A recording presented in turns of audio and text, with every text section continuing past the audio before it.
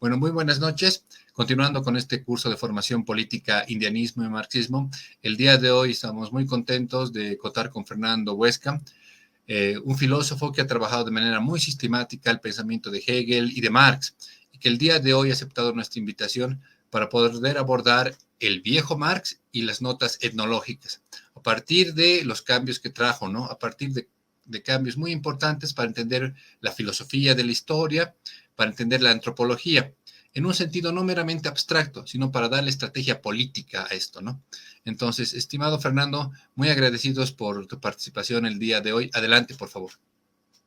Muchas gracias, estimado Marcelo. Yo encantadísimo de participar en tu proyecto y pues me da mucho gusto poder compartir con ustedes, compañeros y compañeras, algunas experiencias, resultados de investigación presente que tienen que ver con la filosofía de la historia de Hegel en un primer momento y después con la concepción materialista de la historia de Marx. Entonces, no sé, Marcelo, si se puede ahí compartir ya la diapositiva. Ah, muy bien, muchas gracias. Ya de aquí lo voy manejando. Entonces, lo primero que me gustaría comentarles es que voy a estar exponiendo el contenido que se encuentra en mi artículo El viejo Marx y las notas etnológicas en la historia de la antropología y las teorías de la historia, publicado recientemente en revista Antrópica. Entonces, bueno, primero parto con unas reflexiones a partir de Vico, presente como para establecer una bisagra ya a la filosofía de la historia idealista de Hegel. Por ahí dice Jean-Baptiste Vico: el orden de las cosas humanas procedió así. Primero fueron las selvas, después las chozas, tras ellas los poblados, luego las ciudades y por último las academias. Interesantemente, Vico ya está contemplando algo así como los orígenes de la humanidad en cuevas, en selvas, básicamente viviendo de manera muy precaria de cara a la naturaleza, casi así como otros animales, otros primates. A lo largo del desarrollo civilizatorio contempla Vico, como lo van a hacer en su momento Hegel y Marx, que la llegada de herramientas como motivo de mediación de la relación hombre-naturaleza, mano-materia, determina que el hombre sale de estas cuevas, de los bosques y empieza a generar asentamientos ya más estables, incluso en una segunda, por así decirlo, etapa histórica, tanto para Vico como para, en su momento, Marx, ¿no? También pasando Hegel, ¿no? A final de cuentas, estos asentamientos con un modo de subsistencia ya más garantizado en términos de ganadería o de agricultura. Aquí se empiezan a generar simbolismos políticos, arreglos éticos comunitarios, es lo que va a denominar ya Marx, me parece, de la mano de Morgan, como el horizonte del barbarismo. Eso lo veremos ya en su momento.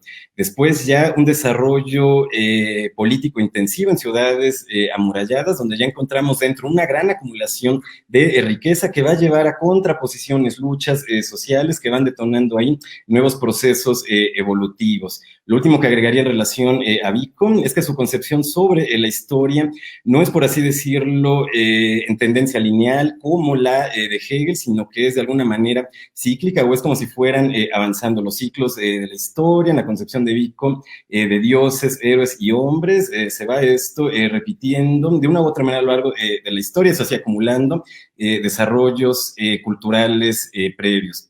Interesantemente, una idea de la filosofía de la historia de Vico, si se quiere así en clave teleológica, es que la humanidad, algo así como todos los hombres y mujeres de la especie humana, puedan conquistar algo así como dominio de su mente sobre su cuerpo. Hay unos guiños ahí bien interesantes de Vico a Spinoza para el tema.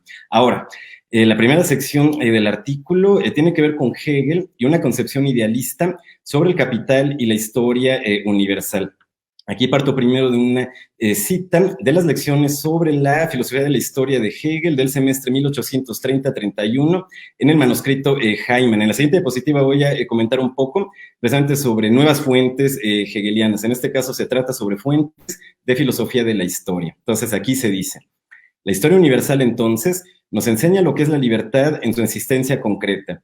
Esto es el espíritu en sí. Lo otro es que sepa lo que él es. Y desde este lado podríamos decir que la historia universal es la exposición de aquello que el espíritu sabe de su libertad. Entonces, con Hegel, al igual que con Vico, se contempla un inicio de la humanidad en términos selváticos, de precariedad de cara a la relación con la naturaleza. Es básicamente en Hegel, de nuevo, así como con Marx, por medio de la herramienta como mediación entre la mano y la naturaleza, algo así como entre la mente y la materia. Esto es lo que marca el advenimiento de las herramientas, la transformación de la naturaleza por medio del trabajo humano, que se logre lo que Hegel denomina segunda naturaleza, algo así también como cultura o espíritu. Entonces, una vez que con la herramienta, y esto llega después a grado mayor de complejidad con máquinas, el ser humano deja de ser mero animal, deviene gradualmente propiamente ser humano, de lo que se trata en la historia universal, si se quiere así, del advenimiento de herramientas, de la agricultura hasta llegar, como por ejemplo en la diapositiva, ¿no? A codificaciones legislativas constitucionales que sancionan derechos humanos, derecho a la vida, a la propiedad, a la libertad de pensamiento y de acción. A final de cuentas, en ese tipo de códigos legislativos se condensa, se deposita una determinada cosmovisión y autoconcepción del hombre producida por el hombre mismo. Entonces, para Hegel, la historia universal de los inicios a la modernidad se trata precisamente de que el hombre devenga consciente de este carácter no meramente natural, sino por medio del trabajo se conquista una segunda y nueva naturaleza. Libertad como autodeterminación sería el gran motivo para encontrar a lo largo del despliegue histórico de las secuencias de eticidades o modos de cultura, como denomina Hegel. Entonces, bueno, en resumen, la historia universal para Hegel se trata de que la humanidad devenga consciente de su propio carácter libre, autónomo y autoproductivo y autodeterminante.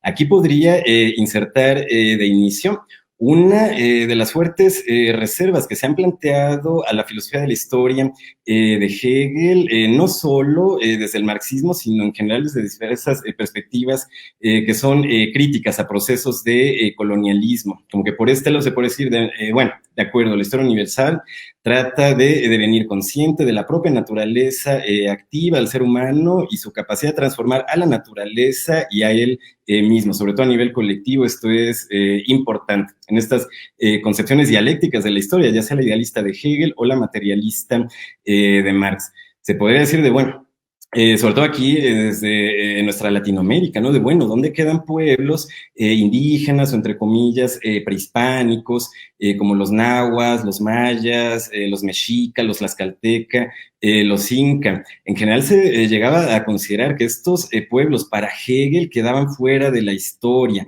que no eran libres antes de la llegada de los españoles y el proceso de la conquista. Me parece ese entendido que en efecto podría dar una concepción pues fuertemente eurocéntrica o hasta colonial. Me parece fuentes adicionales, fuentes recientes, en este caso sobre la filosofía de la historia de Hegel, pero esto aplica, de hecho, como lo vamos a ver a continuación, también en otras áreas del sistema, como la filosofía del derecho. En general, a la fecha, pues ya sabemos, los cursos recuperados en manuscritos de alumnos, pues dan cuenta de exposiciones más claras, más didácticas y hasta más críticas a veces en sentido colonial de lo que uno se encuentra en comparación en las fuentes impresas de Hegel, como la filosofía del derecho de imprenta o la enciclopedia de las ciencias filosóficas.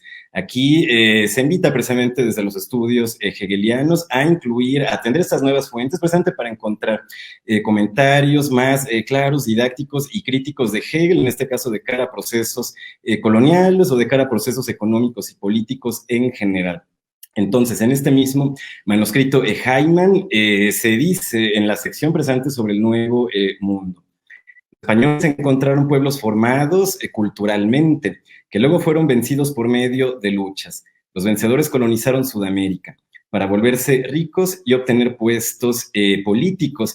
A mí me pareció, ahorita preparando estas diapositivas para esta presentación, bien interesante que por lo menos en este manuscrito sí se conceda a los pueblos indígenas, pueblos mesoamericanos, pueblos entre comillas prehispánicos, haber tenido antes del contacto con los españoles ya incluso un elevado desarrollo cultural.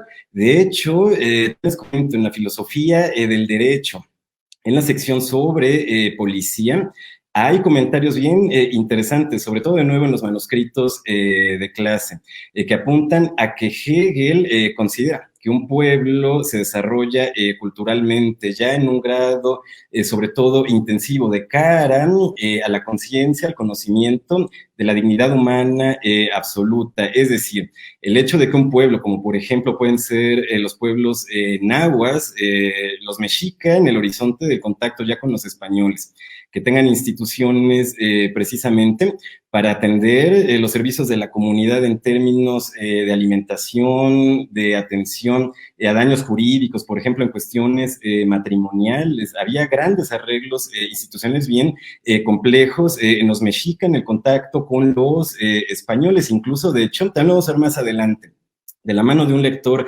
de Boturini, de la mano de un lector de Vico, como Lorenzo Boturini, pues se puede precisamente establecer la lógica interna de desarrollo de estos pueblos indígenas, mesoamericanos o prehispánicos, justo evidenciando cómo antes de la llegada de los españoles ya había procesos de pacificación que apuntaban a una disminución, o se puede decir incluso anulación, de los sacrificios humanos. Entonces, atender a la dignidad humana, atender al valor absoluto de la vida humana y darle cabida en determinadas instituciones jurídicas o de servicios públicos. Eso es desarrollo cultural para Hegel. Entonces, tanto de este fragmento como lo que se puede complementar con filósofos de la historia como Lorenzo Boturini, pues podríamos decir, a final de cuentas, en las Américas, antes del contacto con los españoles, pues ya había procesos de atención al valor absoluto de la dignidad humana y también a la atención necesaria por medio de instituciones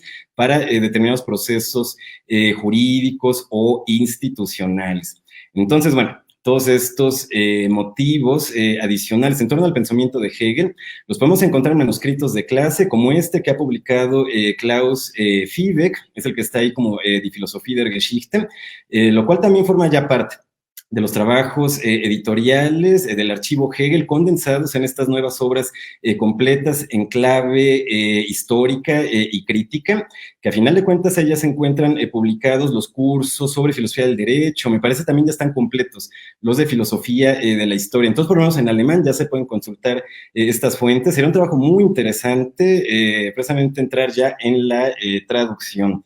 Después vamos a ver ya una traducción que está ya en Nacal sobre el semestre de Filosofía del Derecho de 1819-20. Ahí, a partir, digamos, de trabajos de cátedra de mi parte, aquí en la Benemérita Universidad Autónoma de Puebla, pues ya se ha logrado tener en acceso al público precisamente ya una traducción completa, en este caso de manuscrito de filosofía del derecho. Después vamos a ver algo de contenido de este manuscrito.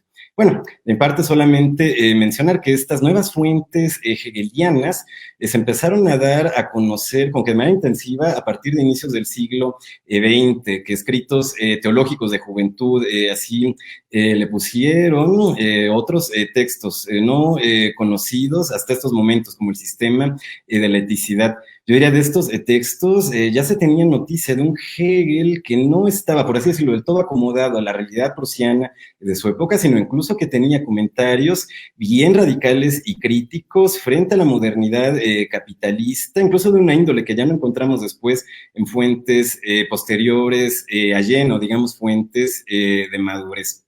Lo mismo con respecto al sistema de la eticidad. Vamos a ver ahorita un pequeñito fragmento que básicamente habla de lo problemático de la generación de riqueza en el mundo moderno, que en la gran producción de riqueza sigue habiendo mucha miseria y pobreza. Me parece después este motivo que ya se presenta en el sistema de la eticidad de Jena va a ser expuesto ya de manera bien sistemática en la filosofía del derecho de imprenta y en los cursos que la acompañan. Aquí la contribución de David Ricardo va a ser fundamental para entender precisamente por qué en la gran producción de riqueza en el mundo moderno sigue habiendo mucha miseria, pobreza, desigualdad económica, desigualdad espiritual en términos de acceso a oportunidades de desarrollo. Entonces, bueno, muy brevemente, las fuentes del joven Hegel, en general anteriores a Jena, contrastan con las fuentes del viejo Hegel o algo así como el Hegel de madurez, en textos que provienen de Jena en adelante. El joven Hegel tiende a ser aforístico y ensayístico, tiende a privilegiar a nivel de actividad que a nivel humano entronca con la totalidad de lo real.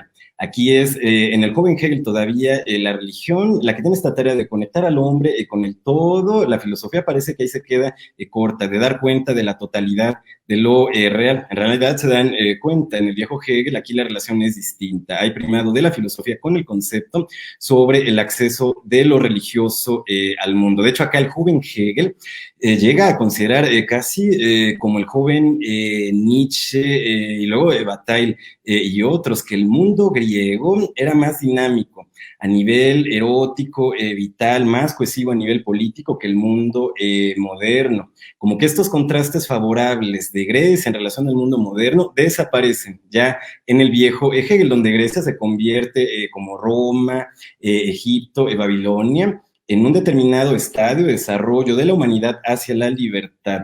Hay un antes y después de Grecia, de manera que no es como que el punto máximo, ¿no? De desarrollo e integridad social, cultural. Ese tipo de ideas bien favorables a Grecia, sí las encontramos al por mayor en las fuentes de juventud. Sobre todo yo diría los textos de Berna son muy interesantes en ese aspecto. Y claro, aquí se derrama intensivamente la influencia que Rousseau tiene en el joven Hegel.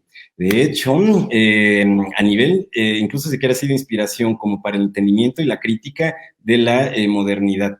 Ya en el viejo Hegel, de Jena en adelante, no va a ser Rousseau quien determine cómo se enjuicia, cómo se entiende, si se quiere así conceptualmente, la modernidad, sino más bien en este caso economistas como Adam Smith y luego ya, después de 1819, David Ricardo, digamos que leyendo economía política clásica e integrándola dentro de su sistema, Hegel deja de ver con nostalgia al pasado griego, las repúblicas antiguas, y básicamente entiende la división del trabajo, la producción por maquinarias, incluso la producción por la ganancia, como un destino humano que proviene precisamente del desarrollo de modos de cultura previos. Entonces, entre otras cosas, en la filosofía del derecho, pues también está implícita una dimensión histórica y cultural que antes, digamos, del Estado constitucional moderno, pues tenemos a la sociedad feudal con determinado sustrato económico y determinadas manifestaciones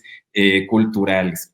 El otro que podría mencionar en torno al viejo Hegel es la, digamos, construcción, la aplicación de la dialéctica como teoría de la contradicción, como apuesta por entender la realidad como proceso y nunca como entidades fijas y aisladas, como que este entendido y esta, por así decirlo, metodología de estudio filosófico no se encuentra presente en Hegel antes de Jena.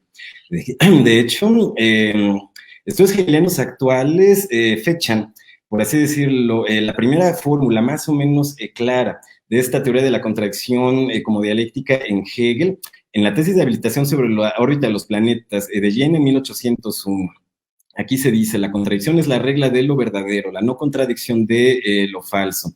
Todo tiene contradicción dentro de sí, está ya implícito en el desarrollo filosófico de la fenomenología del espíritu y la ciencia de la lógica, ¿no? Digamos, tanto en realidades lógicas como naturales, como sociales, espirituales. La contradicción es un motor de desarrollo. En este caso, si algo hace la filosofía de madurez de Hegel, es acometer la contradicción de manera frontal y nunca huirle, por así decirlo, como un signo ya de inicio de falsedad. Lo verdadero es el todo, ¿no? Igual hay un tendido aquí metafísico ya desarrollado de parte de Hegel. La cuestión es que esto después se va a hacer más, digamos, profesional, más acaba en las fuentes posteriores de Hegel. Una idea en términos éticos, políticos, que me parece interesante también en esta tesis de habilitación, es la siguiente: la moralidad absolutamente acabada repugna a la virtud. Aquí se recuerda la crítica a la moralidad formal que se establece en la fenomenología del espíritu, en el capítulo sobre espíritu, y por supuesto, la división arquitectónica de la filosofía del derecho, que pone derecho abstracto y moralidad, momentos abstractos del espíritu objetivo, donde queda la eticidad como un modo concreto de acción social, donde la moralidad queda solamente como un punto abstracto o subjetivo. Por ahí, en algún curso de filosofía del derecho, tiene Hegel una ilustración muy didáctica sobre los límites intrínsecos de las moralidades formales, como pueden ser en este caso las de Kant y las de Fichte. Por ahí dice Hegel, bueno, si va una mujer con sus hijos por el bosque y le aparecen lobos enfrente, podría optar por seguir el imperativo categórico y que nadie sea, por así decirlo, entregado a los lobos para salvar a los demás. Ahí se puede concluir con una moralidad formal, pero acaban todos muertos, dice Hegel. Bueno, si esta madre avienta un hijo a los lobos y salva a todos los demás, no nos atreveríamos a decir que ha cometido una injusticia, ¿no? Pero seguro esta mujer no volverá a dormir tranquila. De nuevo, en la eticidad se trata de acción en situaciones concretas, no de dilemas morales abstractos.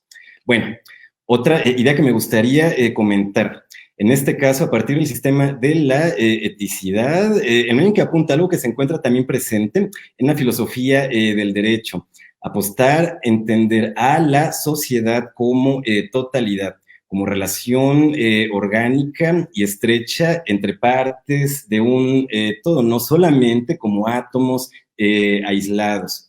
Entonces, aquí en el sistema de Leticia me parece ya se adelanta esta arquitectónica social que después va a dar cuenta, ¿no?, de la división en estamentos o clases de la sociedad de la filosofía del derecho.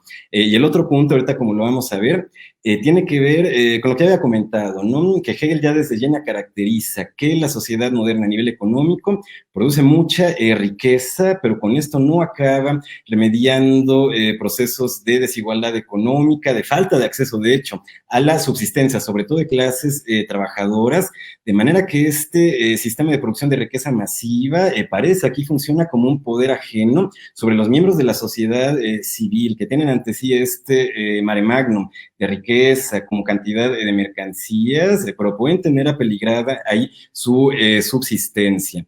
Entonces, bueno, de esto se va a hablar después en la filosofía del derecho, me parece, con mayor detalle conceptual y, por supuesto, con mayor conocimiento económico a partir del aporte que pueden dar C y Ricardo.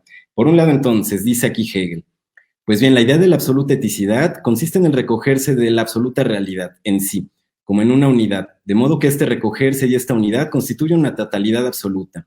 Su intuición es un pueblo absoluto. Su concepto equivale al absoluto ser uno de las individualidades. De nuevo, esto en la filosofía del derecho se traduce a la división en estamentos, que el estamento sustancial, inmediato, reflexivo y universal, que básicamente da cuenta, si lo ponemos en otros términos tal vez más sencillos, ¿no?, de procesos de producción agraria, manufacturera, comercial, de alguna manera es como que la traducción a su propia metafísica, de hecho también la propia asimilación de Hegel del idealismo alemán en relación a lo que se encuentra en la economía política clásica. Luego, el sistema de las necesidades ha sido concebido más arriba de un modo formal como sistema de la dependencia física universal y recíproca, de unos respecto de otros. Nadie se basta a sí mismo para satisfacer la totalidad de sus necesidades. El trabajo de cada uno, o cualquiera que sea el modo de poder satisfacer las propias necesidades, no le asegura esa satisfacción. La necesidad constituye un extraño poder sobre el que nadie puede hacer nada, un poder del cual depende si el exceso o sobreabundancia que cada uno posee significa para él una satisfacción total de la necesidad. El valor de ese exceso, es decir, aquello que expresa la relación del exceso con la necesidad, es independiente de él y susceptible de cambio. En ese sentido, comentaba, en 1819, Hegel ya ha podido acceder a una traducción del inglés al francés de los principios de economía política y tributación de Ricardo, junto con las notas críticas de C. Lo mismo con el Tratado de Economía Política de C en su tercera edición al francés.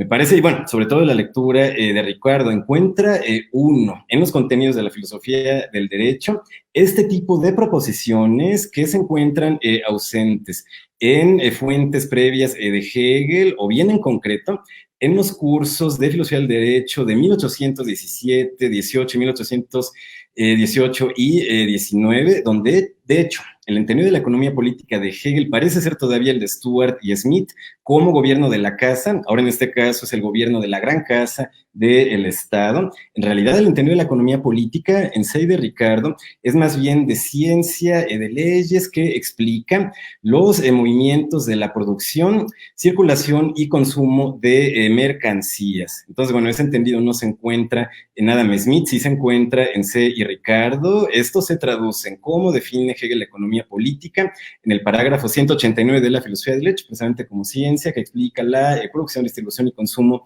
de mercancías. Entonces, con los contenidos del semestre 1819-20, uno se encuentra lo siguiente, de alguna manera es la versión de Hegel, yo diría, de la teoría del valor-trabajo de David Ricardo. Entonces, bueno, aquí encuentran esto. Lo que el hombre consume es trabajo humano. Este trabajo tiene como su condición previa el trabajo de otros. Lo que tiene más valor es el trabajo humano. El trabajo es intercambiado frente a otros trabajos. Este consumo no ha de permanecer meramente como lo negativo. El consumo es también el medio para la producción. Los trabajos que el individuo produce deben constituir de manera conjunta el valor de lo que él consume. Tanto como es necesario para una subsistencia, tanto debe uno trabajar en un día. Esto es distinto de acuerdo al pueblo. Ganar oro y plata no es una garantía para sí, sino que es el trabajo el que hace al valor. El consumo y la producción están así enfrentados. Entonces, la concepción ricardiana sobre el precio natural, sobre valor natural, sobre aquello que hace intercambiar determinada cantidad de un producto por otro, siendo aquí la regla que da la lógica de la intercambiabilidad, el trabajo necesario, invertir en la producción. Entonces, la variación después en los precios de mercado a partir del choque de la oferta con la demanda, así como en David Ricardo, en este caso sería secundario a la constitución, digamos, natural de los precios, lo cual se mediría, a final de cuentas, en términos de trabajo humano invertido para la producción. Interesantemente, no se habla aquí de la renta, se habla de algo así como el valor natural del trabajo, la ganancia natural como aquello mínimo, ¿no? Para que sobrevivan los capitalistas, los inversionistas. No se incluye, reitero, por lo menos en este semestre, tampoco en los posteriores, una discusión sobre la renta. Eso a mí me ha parecido un síntoma de ricardianismo. De hecho, en C. y Ricardo, en el precio natural se incluye la renta de la tierra. Ricardo, presente por su concepción del valor trabajo, no ha incluido en los cálculos del precio natural el factor de la renta. Luego, un apunte del semestre 1821-22.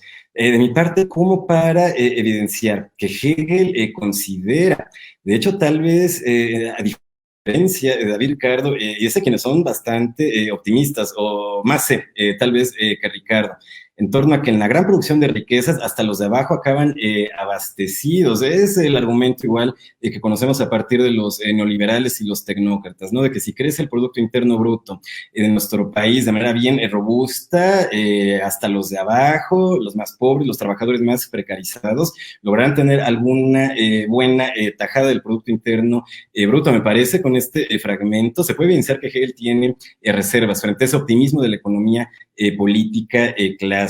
En el movimiento, si se quiere así, de los salarios, las ganancias dentro del sistema capitalista, a final de cuentas, la clase trabajadora sigue en condiciones tendenciales de precariedad. Entonces, bueno, de este semestre viene el siguiente apunte crítico. Los niños pueden aprender a hacer este trabajo sencillo, pero el hombre se vuelve en tal medida torpe, en tanto solamente puede hacer este trabajo único, se vuelve más entumecido. Él está atado por todas partes. Si estas mercancías de fábrica no son buscadas más, etcétera, así está el hombre entumecido para otras maneras. Aquello que se llama artesano debe ser un hombre multilateral, pues él crea producciones concretas. Las fábricas llevan consigo este decaimiento de los hombres. Ahí hay una falta de supervisión. Y puesto que el trabajador es un hombre, siente él también la miseria de su situación y le pone una dicha, la cual es adecuada a ese aletargamiento. El domingo se gasta en bebida lo que ha ganado en la semana. Bueno, el fragmento parece tristemente contemporáneo. Aquí lo que agregaría sería, por así decirlo, la resolución o algo así como la propuesta institucional de Hegel de cara a estos procesos de precariedad material, de descomposición social que acompañan a la gran producción de riquezas, promedio de división del trabajo y de aplicación de maquinaria. Entonces, Hegel considera que política pública, lo que en su filosofía del derecho se llama policía, poder gubernativo, de repente le ponen así en la traducción. Se trata esta policía o política pública en Hegel de algo así como instituciones de bienestar que ofrecieran, por ejemplo, seguro de desempleo, hay donde por introducción de máquinas o capital extranjero desaparecen determinadas esferas de producción nacional. En el apartado de policía de la Filosofía del Derecho, Hegel llega a proponer de manera bien intensiva en los cursos, mecanismos de auxilio institucional que a los desempleados o aquellos individuos que ya no están capacitados, ¿no? Como se dice en este fragmento, para las nuevas maneras de trabajo, para las nuevas máquinas que se van introduciendo en el país. Auxiliar con capacitación, con conocimiento, no sé, para los productores nacionales, sobre los mercados extranjeros, que haya embajadas diplomáticas, ¿no? Como para abrir mercados en el exterior para las producciones nacionales. Así es como considera Hegel que con política pública se puede mitigar, no resolver, esta excesiva desigualdad económica y de acceso a oportunidades espirituales. No hay, por así decirlo, resolución definitiva para esta contradicción entre la riqueza y la pobreza en el mundo moderno. Lo más que puede hacer, por así decirlo, el Estado de Derecho y de Bienestar hegeliano es ofrecer política de respaldo social para este tipo de dificultades económicas. Siendo estrictos, me parece de acuerdo a Hegel, la economía capitalista lleva en su seno pues este tipo de contradicciones. Ahí la política pública solo puede mitigar, respaldar, pero no resolver del todo. Supongo ese es donde entra de manera bien intensiva Marx y sus continuadores, presente para ofrecer ahí una vía, digamos, social distinta, ¿no? Que no implique necesariamente tener que seguir trabajando con instituciones gubernamentales estatales. Eso ya es Marx. Ok, ahora, un poco, vamos de regreso a la filosofía de la historia de Hegel. Ahí en el horizonte ya moderno, pues encontramos la llegada de la sociedad capitalista.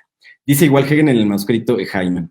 La historia universal es, en primer lugar, el tribunal del poder del espíritu universal, pero este poder no es un destino, sino que el espíritu es razón. Lo que hace el espíritu es racional. Lo que hace el espíritu es llegar a la autoconciencia de su libertad.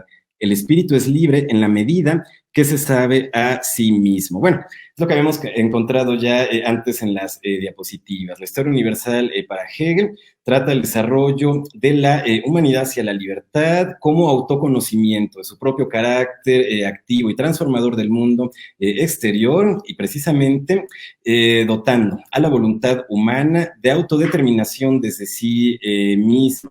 Me parece estas ideas de la historia universal como teatro de la libertad, como el mundo moderno, detentando en alguna medida margen suficiente para la autodeterminación de la voluntad de los individuos. Me parece, de nuevo, Marx entra en estas tesis con toda la reserva o sospecha teórica que se quiera. En realidad, el giro del idealismo al materialismo en Marx, ya entre otras cosas, acusaría que Marx no cree, digamos, en este tipo, por así decirlo, de optimismo ilustrado, o en todo caso, en la historia universal va a resaltar Marx más bien procesos de lucha, de revolución, de opresión social que no se han detenido, por cierto, en los estados constitucionales modernos, sino que de alguna manera, por ejemplo, ahí donde hay una inquietud por resolver de manera más intensiva o profunda estas contradicciones entre la riqueza y la pobreza. Para esta tarea me parece, Marx decidió optar por una epistemología materialista, no idealista, y además buscar en torno a la praxis, no tanto la inserción, como el caso de Hegel en alguno de estos estamentos de la sociedad civil, sino más bien algún tipo de organización contestataria que precisamente pueda resolver estas contradicciones entre el capital y el trabajo que Hegel solo puede proponer auxiliar con política pública. Me voy a saltar aquí ya a la sección sobre Marx. Aquí se trataría precisamente de exponer la concepción materialista de la historia y ver precisamente qué redunda esta nueva concepción en términos de estudio del tiempo histórico, ¿no? De hecho, en la Filosofía de la Historia de Hegel hay teleología, precisamente en términos de la idea de libertad. De eso se trata el desarrollo humano, desde los orígenes hasta la modernidad. Ese tipo de teleología idealista no está presente en Marx, sino que más bien aquí se trataría sencillamente, ¿no?, desarrollos evolutivos materiales que nos llevan hasta la civilización capitalista, la cual sería un teatro presente, precisamente de oportunidad de acción, en este caso emancipatoria, lo cual tiene sentido igual a partir de lo que ya vimos sobre las contracciones entre capital y trabajo que ya detecta Hegel. Bueno, un primer apunte en relación a las fuentes antropológicas o históricas tardías de Marx. De esto viene esta sección. Dice un comentador, en el último periodo de su obra, Marx dio un paso más adelante hacia una conceptualización más compleja y más realista de la heterogeneidad mundial de las formas sociales y su dinámica y su interdependencia. Aquí la idea sería, para otros, de hecho, comentadores de la obra tardía antropológica histórica de Marx, como el propio Crader, también está Enrique Dussel, ahorita vamos a ver a Raya Dunayevskaya. Estos lectores de la obra antropológica histórica tardía de Marx, me parece, coinciden, que en ella se está exponiendo precisamente una visión de la historia que no pasa, por así decirlo, por algunos de los entendidos, a los cuales habían llegado de alguna manera también Marx y Engels, pero que sí los llegaron a reformular luego, me parece, ya en el marxismo dogmático, en el socialismo real. Quedó algo así ya como una leyenda del desarrollo civilizatorio en Marx, como siendo posible reducirlo a estas esquematizaciones como comunismo primitivo, esclavismo, feudalismo, capitalismo, socialismo, como que una visión demasiado lineal. Y además, en algún punto colonialista, en la medida que se llegaba, como por ejemplo en discurso de la Segunda Internacional, a declarar que los pueblos bárbaros del sur del globo estaban deteniendo el desarrollo hacia el socialismo de la Unión Soviética o, digamos ahí, de sociedades del norte global. Entonces, yo diría, con la obra tardía de Marx, tanto no se puede llegar a ese entendido esquemático lineal de la historia, ni mucho menos a repetir precisamente los prejuicios colonialistas que ya habían implementado los conquistadores españoles en su contacto con los pueblos indígenas en la conquista. Es decir, que se llegara a caracterizar a los pueblos indígenas como bárbaros, entre otras cosas, por rituales de sacrificios humanos, es decir, estos pueblos son bárbaros, requieren ser civilizados. En este caso se decía, el cristianismo es una manera precisamente de sacar a estos pueblos de la barbarie y hacerlos algo así como, qué sé yo, ¿no? Seres humanos rectos, civilizados, moralizados con el cristianismo. Todo esto fue sencillamente justificación ideológica, eso lo tiene bien presente Marx, ¿no? Entonces, yo diría, en términos coloniales, hay que tener mucho cuidado con el término y la conceptualización del bárbaro. Ponerlo al bárbaro, al mundo bárbaro, como inferior, como destructivo, inhumano de cara al civilizado, fue el ejercicio retórico, ideológico de los conquistadores. Tristemente, me parece, incluso en procesos socialistas reales se llegó a aplicar la misma discursividad a los mundos, a las sociedades bárbaras, hay que civilizarlas a la fuerza de los conquistadores al siglo XX, pues esto redundó en procesos de exclusión, marginación social, incluso, pues sí, de exterminio. Incluso acá en México podría decir mucho de la retórica nacionalista. Igual hay un proceso de industrialización, pues sí acabó aplastando poblaciones y territorios indígenas, y eso me temo que tristemente también sigue como un proceso constante. Entonces, bueno, me parece aquí la obra tardía de Marx va a ser bien interesante para precisamente desmontar este mito sobre la supuesta inferioridad cultural de los pueblos bárbaros. Bueno, ahora de regreso a Raya Dunayevska, y aquí en relación a lo que ella considera sobre el aporte de estas fuentes de Marx, dice: estos temas son también el hilo rojo a lo largo de su última década. En sus cuadernos etnológicos, Marx insistió en que tanto las mujeres iroquesas como las irlandesas, antes del imperialismo británico, los aborígenes australianos y los árabes africanos habían exhibido una racionalidad y una equidad entre los sexos muy superiores a las de los intelectuales de Inglaterra, Estados Unidos, Australia, Francia y Alemania. Así como no sentía más que desprecio por los eruditos ingleses, a los que llamaba granujas, asnos y cretinos, que no hacían sino propagar necedades, así recurrió al aborigen australiano para acuñar una categoría especial de inteligencia, ya que el negro lúcido no aceptaba las habladurías clericales acerca de un alma incorpórea. De hecho, también ahorita lo vamos a ver en las diapositivas. En efecto, hay ideas bien interesantes de Marx, obviamente aquí a partir de Morgan. Bueno, también otros antropólogos, incluso Bachofen, precisamente evidenciando cómo antes de las sociedades de clases había matriarcados dentro de la lógica de las sociedades bárbaras. Precisamente, si algo llega a la historia universal ya con el horizonte de la civilización como sociedad dividida en clases, es precisamente el patriarcado como forma, si se quiere así, distribución erótica en la cual el varón tiene ahora la posición predominante, donde antes, de nuevo, incluso habría formas sociales donde las mujeres tienen pleno poder político, económico y hasta militar. En la civilización llega el patriarcado, y ahí, de hecho, como lo dice Engels en el origen de la familia, son básicamente 2000 años de esclavización de la mujer, de parte del varón ya en una forma monogámica de matrimonio, que claro, esto va acompañado también en la concepción de Marx y de Engels por procesos de concentración de riqueza y de una simetría estructural fuertísima en el acceso a los factores de producción. Entonces, aquí ya ganamos este entendido. Si hay algo a nivel teórico interesante que estudiar en las sociedades bárbaras o gentilicias, es precisamente formas matriarcales de organización social y matrimonial. Ahora, estas fuentes antropológicas, pues básicamente llegaron al universo estudio académico hasta la segunda mitad del siglo XX.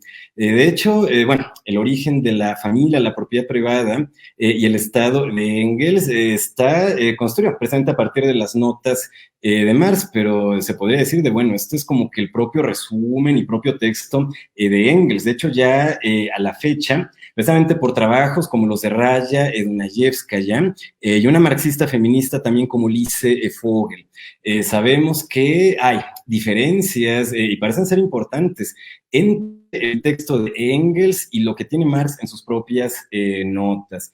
De hecho, siguiendo a Lise Vogel, creo que se podrían resumir estas diferencias en términos de la, se podría casi decir, homofobia en términos de economía libidinal de Engels, que en su texto se acaba caracterizando una forma erótica homosexual de Grecia como depravada. De hecho, gran parte precisamente de exclusión de género en el socialismo real, en la Unión Soviética o en partidos comunistas, pues me parece no tanto de Marx, sino estos comentarios que se encuentran en el texto de Engels, ¿no? Entonces, bueno, ahí no se defiende o no queda de ninguna manera claro de manera positiva lo que pudiera ser un tipo, digamos, de asociación erótica no monogámica, heterosexual, como aquello que pudiera formar parte también, ¿no? De los programas políticos de los partidos comunistas. De hecho, de nuevo, Lise Vogel también como marxista feminista caracteriza que igual considerar la forma monogámica, heterosexual, algo así como la normal, incluso ya en los procesos socialistas, que eso es algo de nuevo que en la praxis resultó sumamente discriminatorio y opresivo, incluso en el marco del socialismo real. Y por otro lado, tampoco parece empatar con la propia concepción de Marx sobre lo erótico y sobre el matrimonio. Entonces, bueno, en resumen, me parecería ser más conservador en términos de antropología y teoría de la historia, praxis social de cara a cuestiones de género, Engels en relación a Marx. Pero bueno, por lo demás, era la primera manera, ¿no?, de acceder a lo que Marx había estudiado en su época tardía. Ya en 1973, Crader publicó un ensayo, Marx as an Ethnologist, que fue traducido aquí en México por Andrés Fábregas. Después ya en 1974 publica las notas Crader y a partir de pues ya podemos tener noticias sobre todos estos contenidos, ¿no?, diferenciados de Marx en relación al texto de Engels. Entonces, bueno, esto es algo, de hecho, bastante reciente. En castellano se traducen en siglo XXI, en 1988, estas notas. Y es Álvaro García Linera, en 2018, quien da una traducción al castellano del cuaderno Kowalewski. Entonces, bueno, en realidad aquí se evidencia que estas fuentes pues están en acceso al público, pues casi en décadas muy recientes. Ahí sí los pudieron consultar. Dunayevskaya y otros, pero hubiera sido pues también interesante, ¿no?, ver alguna lectura de gente como Marcuse, tal vez Sánchez Vázquez, de eso no he encontrado, ¿no?, lecturas de ellos en relación aquí a los manuscritos etnológicos. Bien, un pequeño apunte sobre la concepción materialista de la historia. Esto lo traigo del socialismo utópico al socialismo científico de Engels, que funciona tanto para Engels como para Marx como una actualización del manifiesto comunista. Entonces, bueno, vale la pena recomendar esta fuente, de hecho prologada por Marx como una ampliación, de hecho, de las fuentes de Marx y Engels previas. Aquí se dice: la concepción materialista de la historia parte del principio de que la producción, y junto a la producción el intercambio de sus productos, es la base fundamental de todo orden social, de que en toda sociedad que aparece históricamente, la distribución de los productos, con ella la división social en clases o estamentos, se orienta por lo que se produce, y cómo se produce, y cómo se intercambia lo producido. De acuerdo a esto, las causas últimas de todos los cambios sociales y conmociones políticas han de buscarse no en las cabezas de los hombres, en su convicción creciente en la verdad y justicia eternas, sino en cambios de las maneras de producción e intercambio. Entonces, bueno, de ahí este esquema, de repente bastante cuestionado, pero sobre la idea del primado del ser sobre la conciencia, me parece todavía se puede recuperar hasta cierto punto, ¿no? A final de cuentas, ahorita lo vamos a ver, ya directo a partir de Marx, ¿no? Se trata de nuevo de criticar las posiciones idealistas sobre el ser, sobre la conciencia y defender que primero el humano en la historia y en el presente logra abastecer su subsistencia y después vienen concepciones sobre rituales religiosos, concepciones metafísicas o científicas. Me parece esto en términos de praxis es importante. No se esperaría por este lado, ¿no?, que un problema ambiental o social se pueda resolver con una toma de conciencia o con una perspectiva meramente contemplativa o teorética, ¿no? En realidad, me parece más bien Marx defiende, ¿no? Si cambiamos la manera de actuar, si cambiamos la manera de distribuir las relaciones económicas, el acceso a los factores de producción surgirán. En la medida en que cambia el uso, la organización de la materia, cambiarán también las ideas y los contenidos de la conciencia, pero no al revés. Eso sería síntoma de idealismo. Entonces, de cara a una relación, si se quiere así, conciencia, ideas y distribución material, este fragmento del manuscrito Kowalewski me parece bien ilustrativo. Aquí dice: la conciencia de que existe una relación de consanguineidad entre las diferentes ramas de un clan se debilita necesariamente a medida que los clanes se alejan con el tiempo del asentamiento original, dentro de los límites del territorio que fuera conquistado por ellos. Afirmar que la comunidad de parentesco se asienta necesariamente en un territorio extranjero y conquistado es una suposición arbitraria de Kovalevsky. Con el debilitamiento gradual de esta conciencia, ¿por qué la conciencia juega aquí el rol de causa eficiente y no la separación espacial, misma que se presupone ya cuando se habla de división del grupo de parentesco en ramas? Se revela el deseo de regular sus relaciones patrimoniales. De hecho, igual se puede adelantar a lo que está en una diapositiva posterior. Si algo, digamos, a nivel histórico necesario hace la disolución de las sociedades tribales, gentiles, bárbaras, es la propia acumulación de riqueza material. Eso es lo que se argumenta en torno al atendimiento de la sociedad de clases de parte de Marx en Roma, en la época de Rómulo, y lo mismo en una equivalencia en Grecia. Luego, lo mismo, de parte de Marx, caracterizar de nuevo, ¿no? Que contenidos mentales, ¿no? Algo así como el desarrollo de una propia individualidad es función de una adherencia y un tipo de acción social en una clase o estamento determinado. Aquí, en las notas, a Main dice Marx lo siguiente: Main ignora lo más profundo, que la existencia autónoma aparente suprema del Estado, ella misma es solamente aparente, y que ésta en todas sus formas es una excrescencia de la sociedad. Como su aparición fenoménica, ella misma apenas se da en un determinado paso del desarrollo social. Así desaparece igualmente tan pronto como la sociedad ha alcanzado un nivel todavía no alcanzado. Encontramos entonces que estos intereses, ellos mismos son a su vez intereses comunes de ciertos grupos sociales y que los caracterizan, intereses de clase, etc. Entonces, esta individualidad a su vez es individualidad de clase, etc. Y estas clases a su vez tienen todas, en última instancia, condiciones económicas como base. De aquí también resalto la tesis fundamental de Marx del Estado como una excrescencia parasitaria de la sociedad. De ninguna manera argumenta Marx, como sí lo puede llegar a hacer Hegel en algún punto, ¿no? El Estado como realidad de la idea, como despliegue de la libertad por X o Y razón.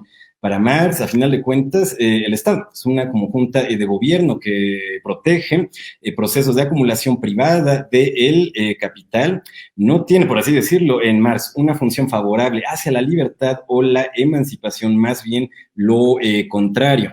De hecho, igualmente se agrega ya en la concepción materialista de Marx que precisamente el Estado es una criatura del horizonte civilizado, es decir, hay estados y hay división en clases en la sociedad.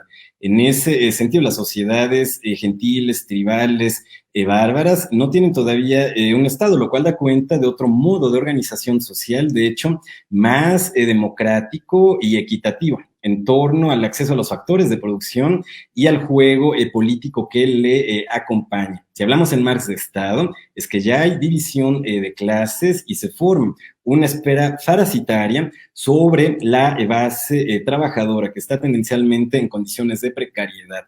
Desde el advenimiento, reitero, de las sociedades de clases en Roma, desde la época de Rómulo hasta el presente capitalista. Ahora, bien interesante, de hecho en estos manuscritos etnológicos, ideas, apuntes de Marx en torno a determinados rituales religiosos, me parece esto ya de inicio puede matizar el entendido, incluso declaraciones del propio Marx, bastante hostiles hacia la religión, como siendo meramente opio del pueblo, algo que enajena a las masas. Me parece de estos manuscritos se puede ver como que una relación más puntual, más determinada, entre determinada base económica y determinada superestructura, en este caso religiosa, y que de hecho también recupera aquí Marx apuntes sobre mitos indígenas de las Américas, como este que viene de la sociedad inca. Entonces, a efectos de complementar el trabajo de Marx sobre la religión y el mito, viene este fragmento. La leyenda peruana de Manco Cápac y Mama Oetno, hijos del sol, hermano y hermana, marido y mujer, muestra que un grupo de indios aldeanos, migrando de una distancia, si bien no necesariamente directamente desde Norteamérica, se había reunido y enseñado a las tribus primitivas de los Andes, las artes superiores de la vida, incluyendo el cultivo del maíz y plantas. La leyenda dejó fuera al grupo y mantuvo solamente al líder y a su esposa.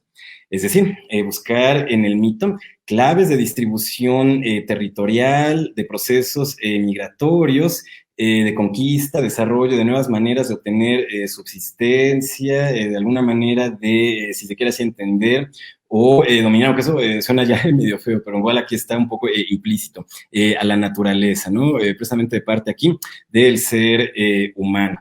Entonces, en Teleren cabe, pues básicamente económica y antropológica, todos estos mitos antiguos. Aquí me atrevo a poner un tránsito, una pequeña ampliación a lo que establece Marx en relación a lo que se puede complementar en una historiografía marxista en su espíritu en torno al desarrollo de los pueblos nahuas. Que así como habla Marx en torno a figuras fundacionales políticas en Roma, como Rómulo y Remo, dice, bueno, no es lo fundamental si realmente existió un Rómulo, un Remo, sino más bien el desarrollo institucional que legaron. Es así como me parece se puede tomar la historia del mito en general. En la historia nahua, en la historia mexica, encontramos igual apuntes ahí de figuras políticas fundacionales, Quequetenoj, Huitzitón. De alguna manera, lo mismo se trataría a partir de este enfoque materialista, antropológico, de relacionar los mitos con procesos materiales de migración, de organización económica y política, y eso es justo precisamente lo que aporta Morgan en su texto La sociedad antigua. Aquí lo que tiene Marx son algunas notas o fragmentos de estos textos. Otro fragmento, igual aquí del propio Marx en las notas al Lubbock. Aquí recuperó Marx un mito mexica. Dice, igualmente en México, anualmente se daba un gran sacrificio en el honor de Tezcatlipoca, un bello mancebo, la mayor parte de las veces un prisionero de guerra. Era escogido como la víctima. Durante un año entero era tratado y venerado como un dios, etc. Al comienzo del último mes recibía 4 bellas muchachas como esposas. Finalmente, en el día fatal, era colocado a la cabeza de una procesión solemne, llevado al templo y luego sacrificado, con mucha ceremonia y toda muestra de respeto, luego consumido por los sacerdotes y jefes. Bueno, sería bien interesante, de hecho es ahorita lo que vamos a ofrecer como complementación, precisamente rescatar el imaginario mitológico, en este caso el que acompaña a la deidad Tezcatlipoca, y justo ver cómo operaba en torno al panteón nahua, mexica, y al final de cuentas cómo se le puede correlacionar con determinados aspectos, ¿no? De la organización social y de las funciones económicas. De nuevo, sería interesante complementar este tipo de exposiciones sobre rituales mexica con fuentes, por ejemplo, como las de Bernardino, de Sagún, de hecho las del propio Lorenzo Boturini, que a continuación vamos a revisar una cita de él.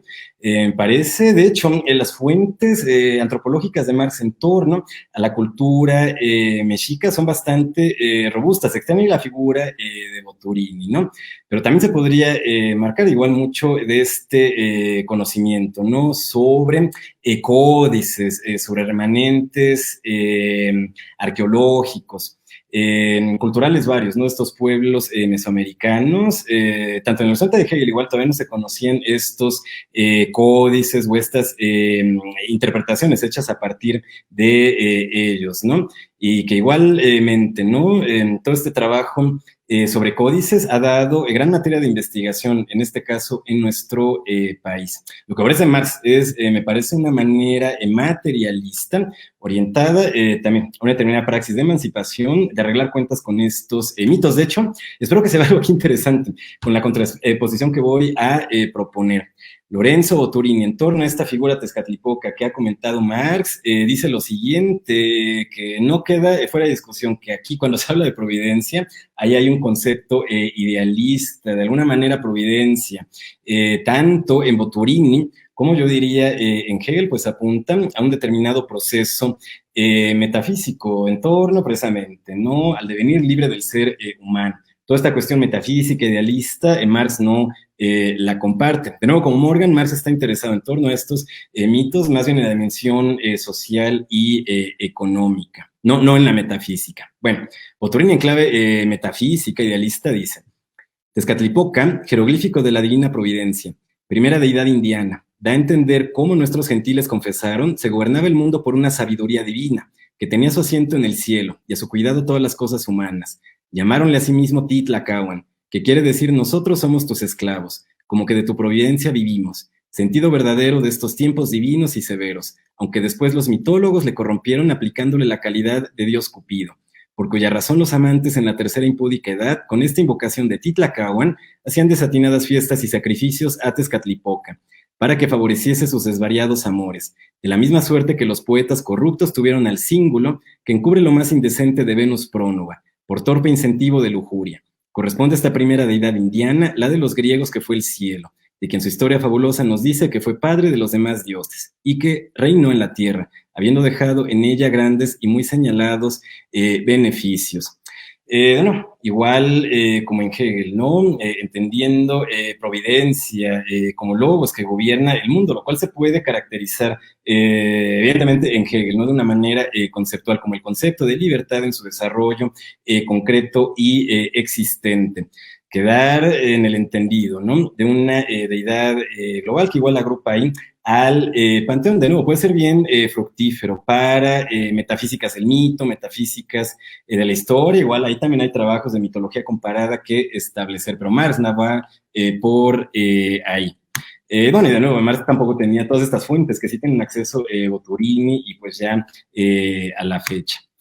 Ahora, me atrevo a colocar una pequeñita ampliación, obviamente esto sí en clave materialista, marxista, cómo José Revueltas agarra precisamente el mito, el factor Tezcatlipoca, pero precisamente como buen lector de Marx, acá le está dando una interpretación más terrenal, orientada precisamente a composición social y procesos de subsistencia.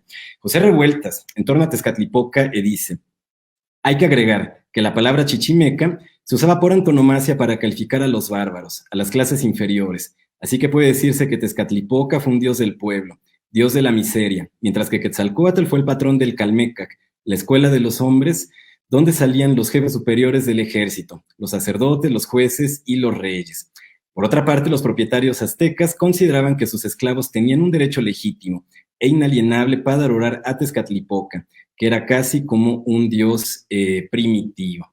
Bueno, de hecho, me parece el propio José Revueltas podría dar cuenta, ¿no? De cómo se puede tomar, interpretar el mito indígena, precisamente orientándolo, ¿no? En torno a los procesos materiales de obtención de subsistencia. De hecho, bajo esta óptica no hay poderes invisibles, recónditos, insondables, que gobiernan la acción humana, ¿no? Todo tiene que ver con factores de producción y la manera en que el ser humano conscientemente se orienta hacia ellos.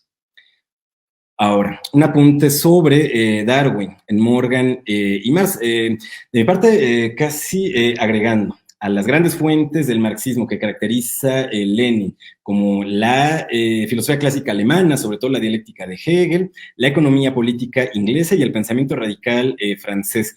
De hecho, de las notas antropológicas se podrían agregar dos nuevas fuentes fundamentales para la concepción más acabada sobre la historia en clave materialista de Marx. Entonces, bueno, Darwin y Morgan me parece se pueden agregar ahí a la serie de fuentes fundamentales que han caracterizado Lenin.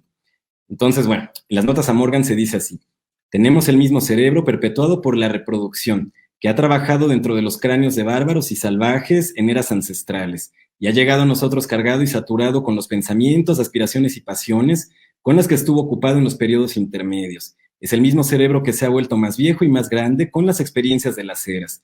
Retoños de barbarismo, por ejemplo en el mormonismo, son muchas tantas revelaciones de sus proclividades antiguas, una especie de atavismo mental. Dos observaciones de mi parte de esta diapositiva. Uno, que en términos darwinianos, desde los inicios, si se quiere así, de la especie Homo sapiens hasta el horizonte histórico de Marx, de Darwin, de Morgan y de ahí hasta el nuestro, sigue siendo el mismo cerebro, digamos, ya narrativa, neurológica, evolutiva, materialista, diríamos de, bueno, pues tenemos los mismos genes a nivel de población humana. A final de cuentas, el gran cambio de hace 150.000 años al presente.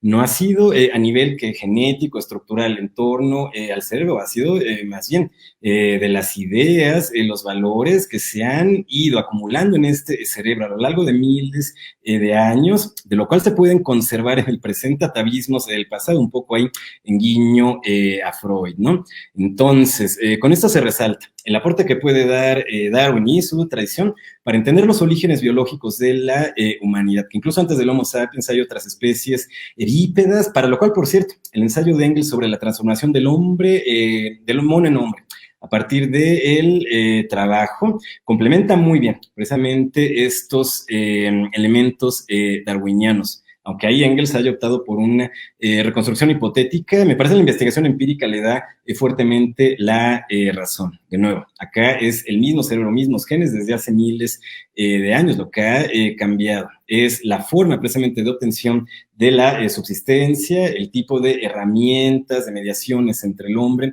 y la naturaleza. De eso trata precisamente la secuencia histórica que vamos a ver a continuación. Bueno, brevemente también Freud fue lector de Morgan y me parece lo llegó a integrar de manera fructífera dentro de su concepción psicoanalítica, al igual que Marx. Solamente que me parece Freud se interesó en las formas eróticas y matrimoniales, en el paso del salvajismo al barbarismo, a la civilización, ahí donde Marx más bien se concentró en examinar los modos de obtención de subsistencia. Pero tanto Freud como Marx consideran a Morgan una fuente importante, también a Darwin. Bien, un apunte que se encuentra en las notas Adolf Wagner de parte de Marx, un poco de nuevo, ¿no? Como para comparar la cognición animal con la cognición humana, pero de nuevo en todo momento trazar el horizonte cualitativo. Si el humano tiene su subsistencia por medio de herramientas y de división del trabajo y de máquinas, ya no es mero animal, ya no es mero changuito, sino que empieza a devenir propiamente ser humano, ¿no? De nuevo, la segunda naturaleza de la que hablamos con Hegel. Bueno, aquí dice Marx, los seres humanos comenzaron como todo animal a comer, a beber, etc. Entonces no comenzaron a situarse en una relación, sino a comportarse de manera activa, apropiarse de ciertas cosas del mundo exterior por medio del acto, para satisfacer su necesidad. Comienzan con la producción. Por medio de la repetición de este proceso se impregna la peculiaridad de estas cosas de satisfacer sus necesidades en su cerebro. Los seres humanos, así como los animales, aprenden también teóricamente a diferenciar las cosas exteriores que sirven a la satisfacción de sus necesidades, de entre todas las otras, en un determinado grado de desarrollo continuado, después de que, mientras tanto, también sus necesidades y las actividades por medio de las cuales se satisfacen aumentan y se desarrollan ulteriormente. Habrán de bautizar verbalmente las cosas experimentables, restantes y distintas del mundo exterior, alrededor de esta clase entera. Se puede igual agregar un motivo de pensamiento que está explorado por Engels, ¿no? Si algo hace el advenimiento del habla, del lenguaje articulado en la evolución cultural del ser humano, es facilitar procesos de trabajo. Entonces, bueno, igual aquí se resalta la base económica, precisamente como fundamento de evolución humana, cultural y como aquello de lo que forma parte, ¿no? Esta, por así decirlo, división de la historia, que es lo que encontramos en estas notas, donde de nuevo no se habla de ese esquema que fue el que se divulgó en el estalinismo y manuales oficiales, ¿no? Que de comunismo primitivo, pasando el capitalismo a llegar al socialismo, ¿no? Acá más bien la división se encuentra en estos términos. Salvajismo, barbarismo, civilización, siendo cada etapa caracterizada por el tipo de medio de obtención de subsistencia que se emplea, que por ejemplo arco y flecha son las herramientas clave del salvajismo.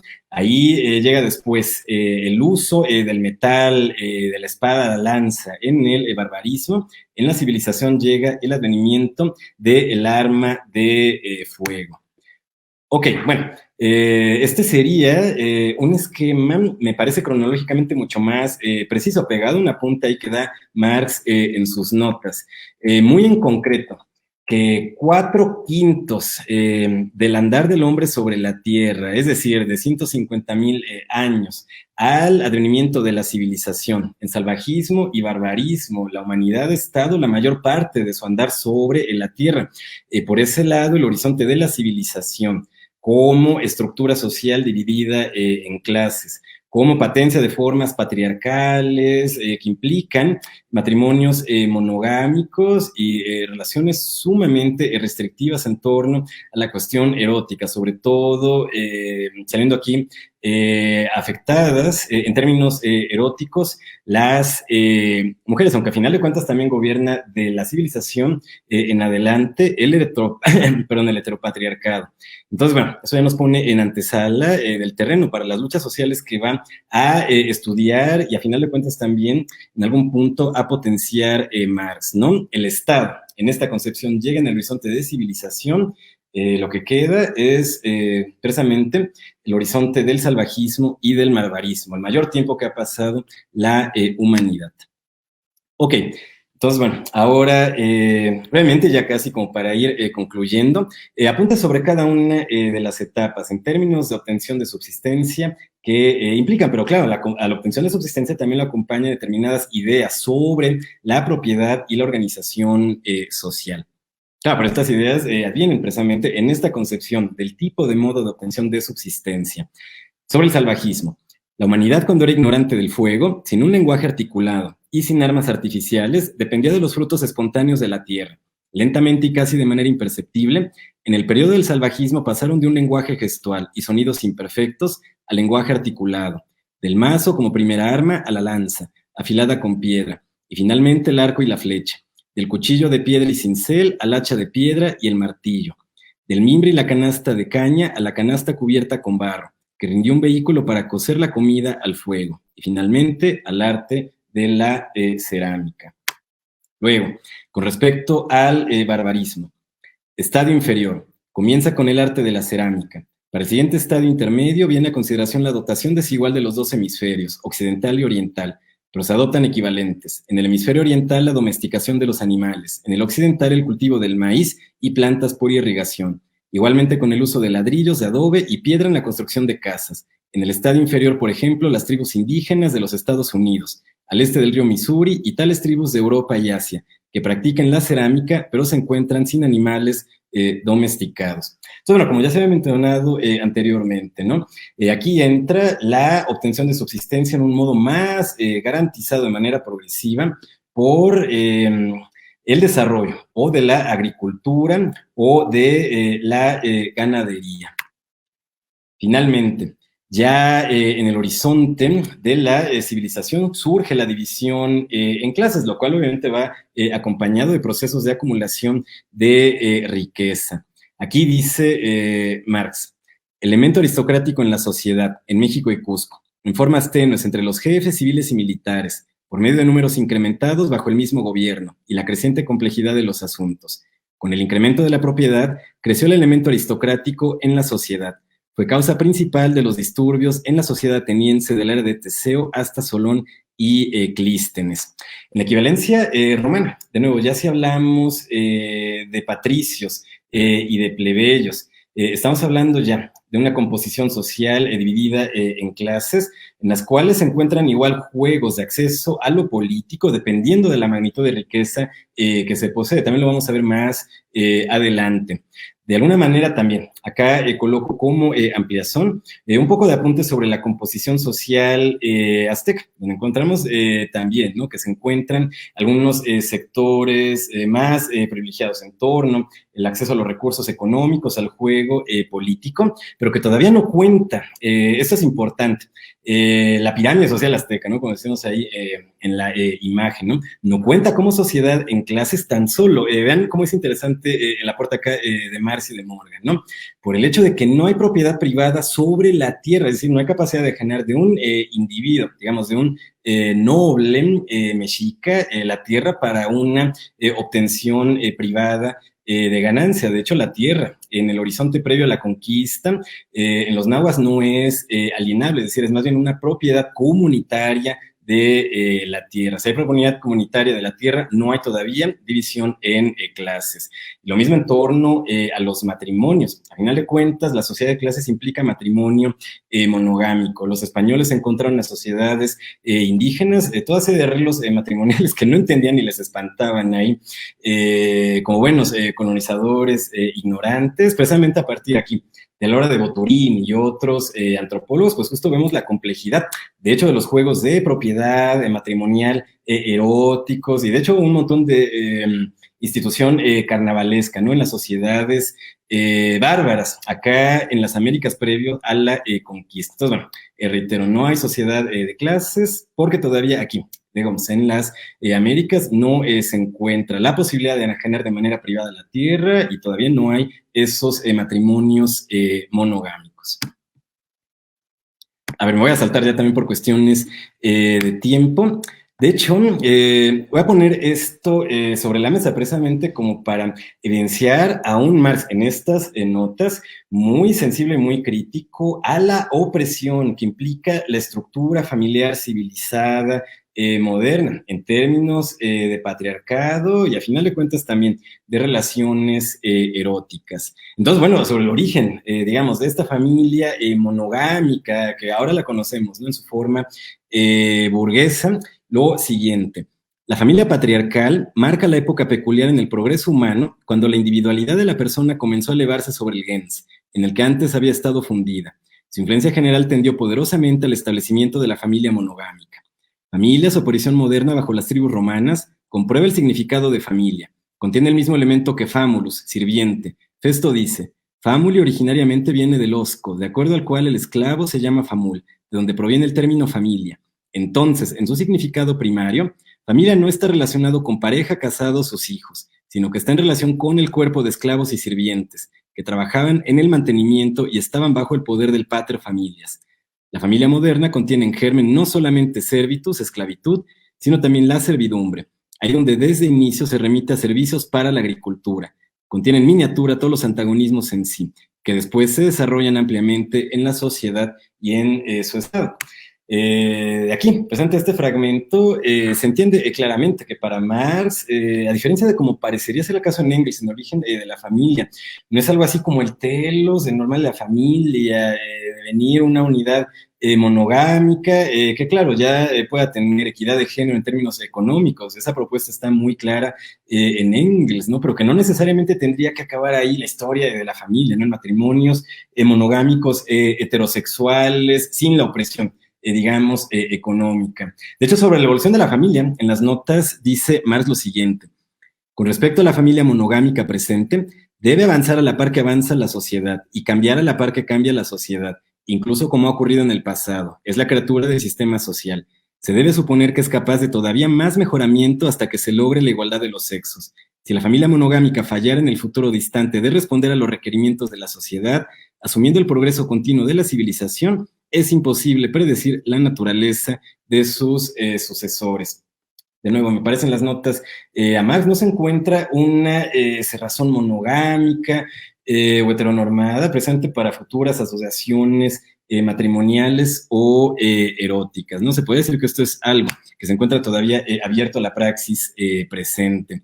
En los manuscritos igual se encuentran apuntes bien interesantes de Marx sobre el imaginario mitológico griego que da cabida, como se ha mencionado, ¿no? A mujeres empoderadas. Dice por ahí en las notas a Morgan. Pero la relación de las diosas en el Olimpo muestran un recuerdo de una posición anterior más libre e influencial de las mujeres. Juno es Mandona, la diosa de la sabiduría emerge desde la cabeza de Zeus, etcétera, etcétera. Igualmente agregaría, igual de la mano de Boturini y otros, que precisamente el imaginario mitológico indígena, en pueblos como los nahuas o los mayas, igualmente se encuentran deidades femeninas que tienen ahí un papel predominante, ¿no? Se encuentra ahí, digamos, un imperio en el panteón de estos pueblos indígenas, solamente de figuras varones, ¿no? Al final de cuentas, igual es un panteón muy, muy variado. Bueno, ya también por cuestiones de tiempo, voy nada más a estas últimas diapositivas. Con respecto precisamente a la distribución desigual en términos económicos, que también redunda en distribución política simétrica.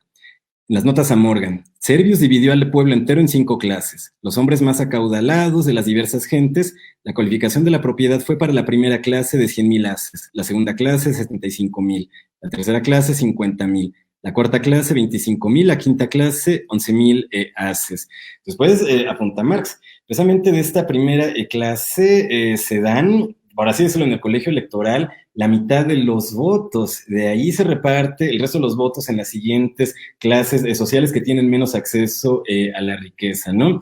Bueno, también suena tristemente contemporáneo, más acceso a lo económico marca ya casi en automático en el horizonte civilizado, más acceso, incluso acceso del todo a lo político, ¿no? De hecho, de esta estructura precisamente de asimetría económica, política y de patriarcado, bebe la historia universal desde esta época de Rómulo en Roma en adelante. Claro, aquí no hay un tiempo lineal para todos los pueblos, ¿no? Hay todo lo que se quiere aquí de atención a la particularidad de los territorios y las regiones. Dice Marx, el elemento de la propiedad que ha controlado a la sociedad en gran medida durante el periodo comparativamente corto de la civilización le dio a la humanidad el despotismo, el imperialismo, la monarquía, las clases privilegiadas y finalmente la democracia representativa. Y ahí diría, básicamente nos encontramos. Solamente tengo 2 diapositivas más para compartirles. En esta me parece hay un elemento esperanzador que se encuentra en el borrador, en un borrador de la carta de Marx a Vera Sassolich, donde se considera, siguiendo a Morgan, de hecho el fragmento también es de Morgan, ¿no? Que un regreso a estas formas comunitarias de propiedad, formas solidarias de relación entre los unos y los otros en el territorio, que esto podría ser la clave presente para resolver en lo concreto los problemas de la sociedad capitalista. Solo apunto, ¿no? Que esto no lo integró hasta donde recuerdo Marx ya en la carta final. Parece demasiado esperanzador, casi rayando en utopía. Me parece, si algo aporta Marx a la fecha, en términos de metodología de la historia y de praxis política, es gran reserva, sospecha hacia las utopías, y de eso va a ver mi última diapositiva. Pero aquí todavía se dice, en guiño a este posible regreso de la organización gentil. Hoy en día, cuando la propiedad es tan inmensa y sus formas están tan diversificadas, se ha vuelto la parte de los seres humanos un poder indominable. La mente humana se encuentra perpleja ante la presencia de su propia creación. El tiempo llegará, sin embargo, cuando la inteligencia humana se elevará al dominio sobre la propiedad. Una mera carrera por la propiedad no es el destino final de la humanidad. El tiempo que ha pasado desde que comenzó la civilización no es sino un fragmento, y ciertamente muy pequeño, de la duración pasada de la existencia del hombre, y no es sino un fragmento de las eras que están por venir. La disolución de la sociedad apunta a convertirse en la terminación de una carrera, de la que la propiedad es el fin y meta, puesto que tal carrera contiene los elementos de su autodestrucción. Un plan más elevado de la sociedad será un renacimiento, en una forma superior, de la libertad, igualdad y fraternidad de las gentes antiguas, ¿no? Bueno, por un lado, en efecto, ¿no? De manera optimista, se podría decir, bueno, presente nuevas organizaciones agrarias en estados que puedan ser plurinacionales o que permitan participación comunitaria dentro del juego político, algo así como la integración de economía comunitaria dentro de las formas institucionales del Estado capitalista moderno, podría ser una manera, ¿no?, de encontrar una vía de salida en torno a los problemas ambientales y económicos del capitalismo, o procesos regionales de resistencia como los de las comunidades zapatistas, ¿no? Por ello un guiño, reitero, ¿no? Esperanza de qué se puede hacer para salir del atolladero civilizatorio en el que nos encontramos. Pero claro, más es un autor sumamente crítico, considera, me parece de manera bien acertada, que de hecho, a lo largo de la historia universal, en el horizonte presente se ve un fortalecimiento de estos estados parasitarios y su poder represivo de la sociedad. De hecho, llega en una de las notas, en este caso a Main, a apuntar de manera muy irónica, me parece acertada, que este antropólogo Main parece que considera de una manera muy ingenua que en Inglaterra, por un cierto progreso moral, no se esperaría que haya un regreso, que se ponga en legislación como legítimo el sacrificio infantil o las letras de cachet, es decir, documentos que permiten encarcelar a alguien como error de la Revolución Francesa sin un procedimiento judicial, que básicamente en Irlanda los ingleses están aplicando letras de cachet. Están encarcelando a gente sencillamente por su adherencia territorial o ideológica. Entonces, bueno, a efectos de historia universal, error de Marx y de poder represivo del Estado, pongo lo siguiente, lo que le está apuntando a este Main, en términos de que no puede uno ser tan optimista, ¿no? De que ya no existen las letras de cachet y en ese sentido encarcelamientos arbitrarios de grupos marginados en términos raciales, de género y de clase. Entonces, bueno, estas actas que está poniendo Marx sobre la mesa, ya con esto concluyo. Implicaban lo siguiente: actas de coerción, término general para una serie de medidas que comenzaron con la Suppression of Disturbances Act de 1833. Como la anterior Insurrection Act está empoderada al Lord Teniente para proclamar un distrito como indisturbio, permitiendo la imposición de un toque de queda y otras restricciones, así como una detención sin juicio hasta 3 meses. Difería de la Insurrection Act en que proveía un juicio por cortes militares, antes bien que por magistrados en sesión especial. Esta fue una medida permanente, todavía empleada en los estadios iniciales de la guerra anglo-inglesa. Bueno, también como para tener en cuenta, ¿no? El poder represivo de los estados constitucionales actuales, y de nuevo, pues ahí estamos ya plantados también en el presente. Bueno, eso es todo de mi parte. Espero no haberlos cansado, aburrido con mi presentación. Pues estoy aquí bien dispuesto al diálogo para atender a sus preguntas, inquietudes. Muchas gracias. Gracias a ti, estimado Fernando. Muy rica tu exposición. Han habido ciertamente varios acercamientos a entender las comunidades, las notas etnológicas de Marx. Ha habido latinoamericanos como Mariátegui, Aya de la Torre, que han entendido la comunidad a partir de sus propias experiencias. Entender la comunidad, pero no para ir hacia atrás o recordar el pasado como arqueólogos, sino como políticos. Ya Mariátegui, Aya de la Torre y otros en el Perú veían a la comunidad como un punto de reconstitución social hacia el futuro, ¿no? El marxismo latinoamericano ha nacido siendo comunitario con Mariátegui.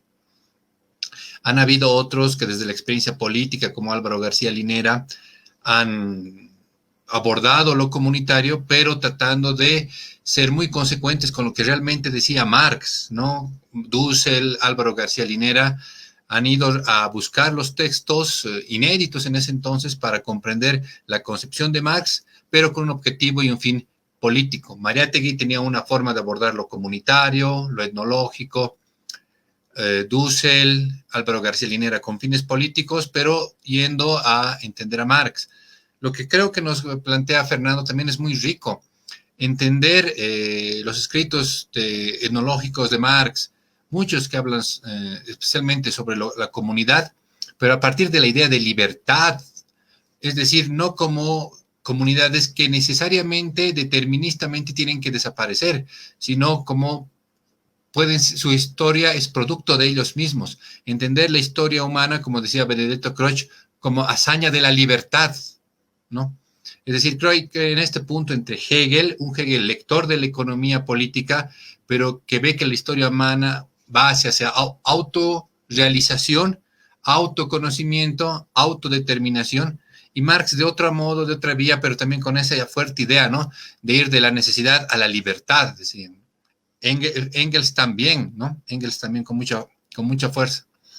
Creo que esta idea de libertad es por demás importante, pero para acercarse de otra manera al viejo Marx, ¿no? De una manera distinta, pero muy rica al mismo tiempo.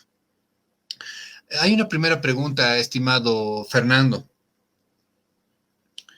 Esta idea de salvajismo, barbarismo, civilización, que es de Morgan y la retoma fuertemente Engels, no es ir contra las ideas de Marx que se plantearon en particular desde los Grundrisse de manera multilineal, no evolutiva. Ahí no notas una diferencia marcada en Engels y el último Marx, entre esta idea de una línea de desarrollo y Marx, una idea mucho más compleja de desarrollo. Muchas gracias, estimado Marcelo, por la pregunta. En este caso, me atrevo a remitirme a la interpretación de García Linera, que marca precisamente en este nuevo horizonte lógico, histórico. Marx está, de hecho, complementando, pero incluso sustituyendo categorías que antes había aplicado. Ahorita la que me viene muy claro a la mente es la de modo asiático de producción, que parecería ya para este Marx tardío demasiado abstracto, demasiado global, como que más bien habría que atender a los procesos regionales de transición entre salvajismo, barbarismo y civilización en regiones específicas como Egipto, Babilonia, Polonia, Mesoamérica, los territorios incas, el norte de Europa. Me parece en estas notas justo está poniéndose en operación una exposición de las variaciones particulares del desarrollo de los pueblos, que no hay una metalínea de la historia a la cual sujetar a todos los pueblos, sino que cada uno tiene su propio arreglo y evolución material específico. Eso me parece lo que va atendiendo en estas notas o en estos apuntes breves que hace, que luego ya Engels hace ahí su propio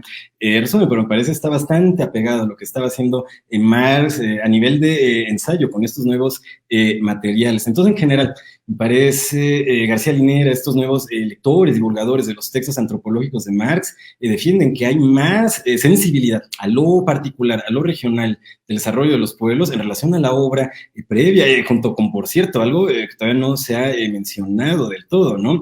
Que en obras, digamos, de juventud de Marx y Engels, de repente hay juicios bastante negativos, hasta discriminatorios, que hacia los mongoles, incluso hacia México, o aquí a los pueblos, digamos, bárbaros, por así decirlo, esos juicios discriminatorios que puedes encontrar en alguna nota, ¿no? Ahí Marx y Engels ya no se encuentran presentes, precisamente esta obra tardía, como si Marx hubiera madurado, pues, en términos de sensibilidad y de crítica colonial. Yo iría por ahí, que aquí se está poniendo en operación una exposición del desarrollo particular de los territorios, las geografías y los pueblos.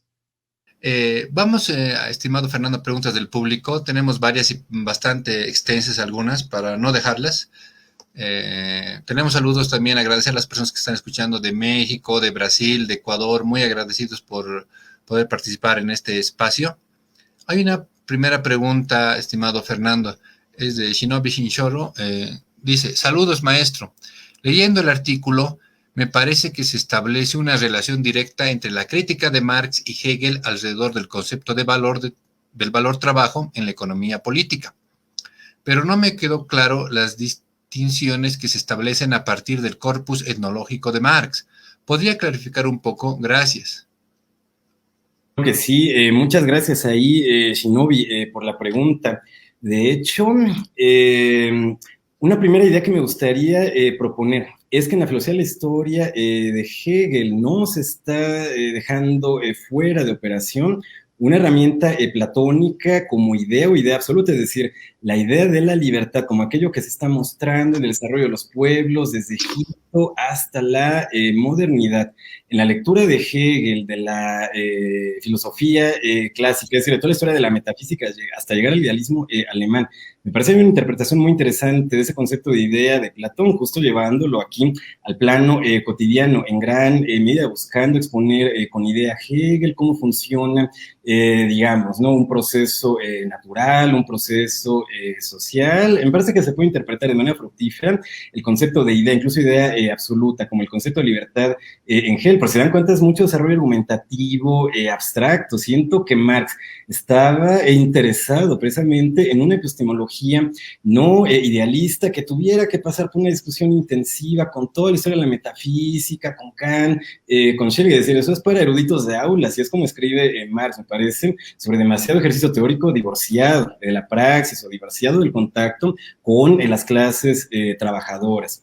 Entonces, me parece, Marx en su giro del materialismo descarta emplear estos vocabularios idealistas platónicos como idea, entelequia, etcétera, de manera que Marx me parece más bien opta por describir justo el desarrollo civilizatorio, no en términos del despliegue de la idea de libertad, sino más bien en el despliegue de distintos modos de obtención de subsistencia material. Eso también está implícito en Hegel, pero también está la narrativa de la idea absoluta, esa la quita Marx. Nos quedamos solamente con modos de obtención de subsistencia, que parece esto abrir terreno para la acción humana en torno a los factores de producción. Me parece Marx considera con muchos otros, ¿no? Que el vocabulario idealista como idea absoluta cierra demasiado el acceso del hombre a la praxis concreta, o que en todo caso, si tomamos, digamos, como válida la idea absoluta de Hegel, tenemos de alguna manera que hacer cuenta incluso de integrarnos de alguna manera en un aparato de Estado, de determinadas formas institucionales que tienen contacto con este aparato de Estado, que para Marx